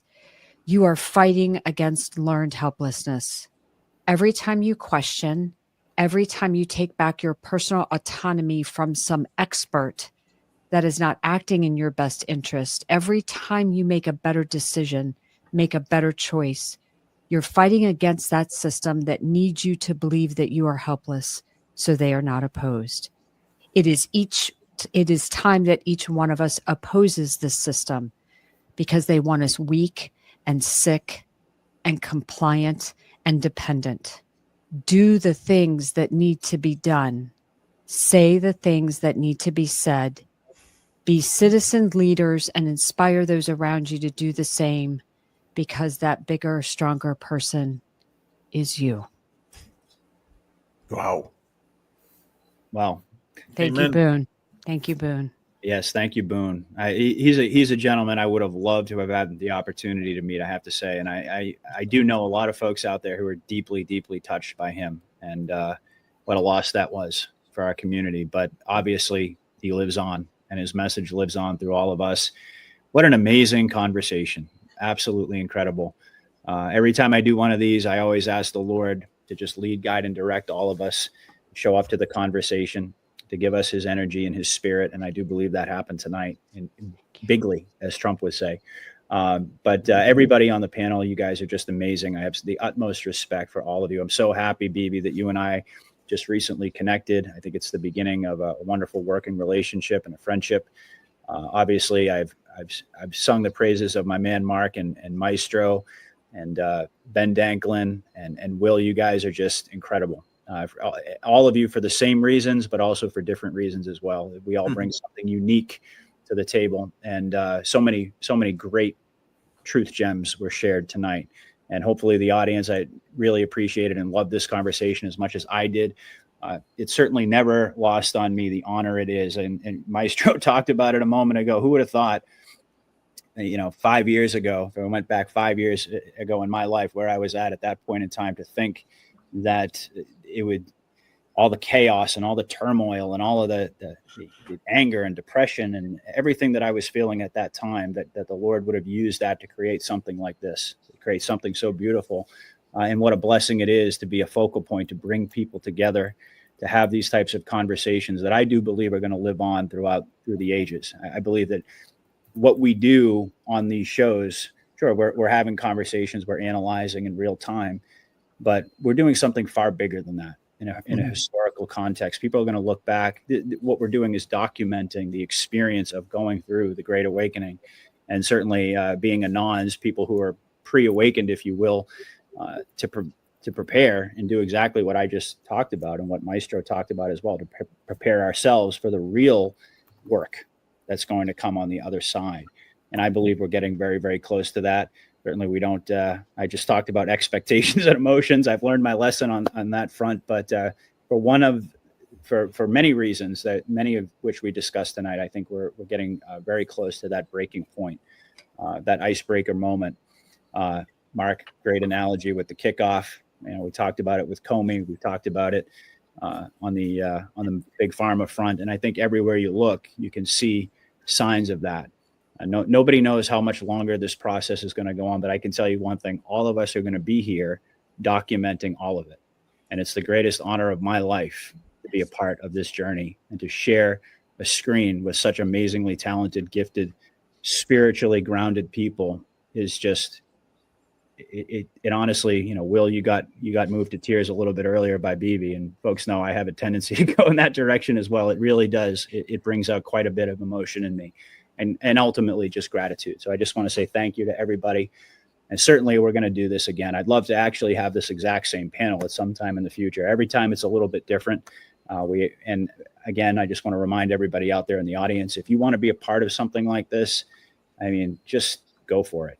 Put your fear aside and just understand that when you come on a panel like this, a show like this, you're amongst friends. And we want to hear your perspectives. Everybody out there listening, we get a little bit of a glimpse into what you're thinking in the comments. But if you come on the show and you're a part of a panel, it's an amazing experience. So I highly recommend that everybody do that. And if you did enjoy the show tonight, if you haven't already, please hit that like button on your way out. Make sure you share it. Make sure that you're following, once again, the Maestro. I know he put his links up in the chat, so you can follow him on BitChute and Rumble. BB McGuire has hers right on the screen there, rumble.com/doses of deception. Everybody knows, I think in my audience, everybody knows how to find news treason, Mark. I don't think I have to really pitch that too much, but follow Mark's channel too, Fake News 7. Is it Fake News 7 NY on Rumble? Okay. So Rumble, it's a Fake News 7 NY on everything, strangely enough, except for Telegram, where it's just Fake News 7. All right. Okay. Yeah. So make sure you're following all these amazing people, including Ben Danklin, of course. You can see his X handle on your screen right there, but he's also on Telegram. Devolutionary Intel, absolutely amazing. So thank you, everybody, so much for listening. Again, I'm going to be back. Let's see. Well, today's Saturday, so I'll be back on Monday with Mike King. And then, as I indicated, very, very excited to get things going on a regular basis with my good friends, Mark and Dave, over at News Treason. I'm going to be hosting them on Thursday. So really looking forward to that. So thank you, everybody, so much for listening.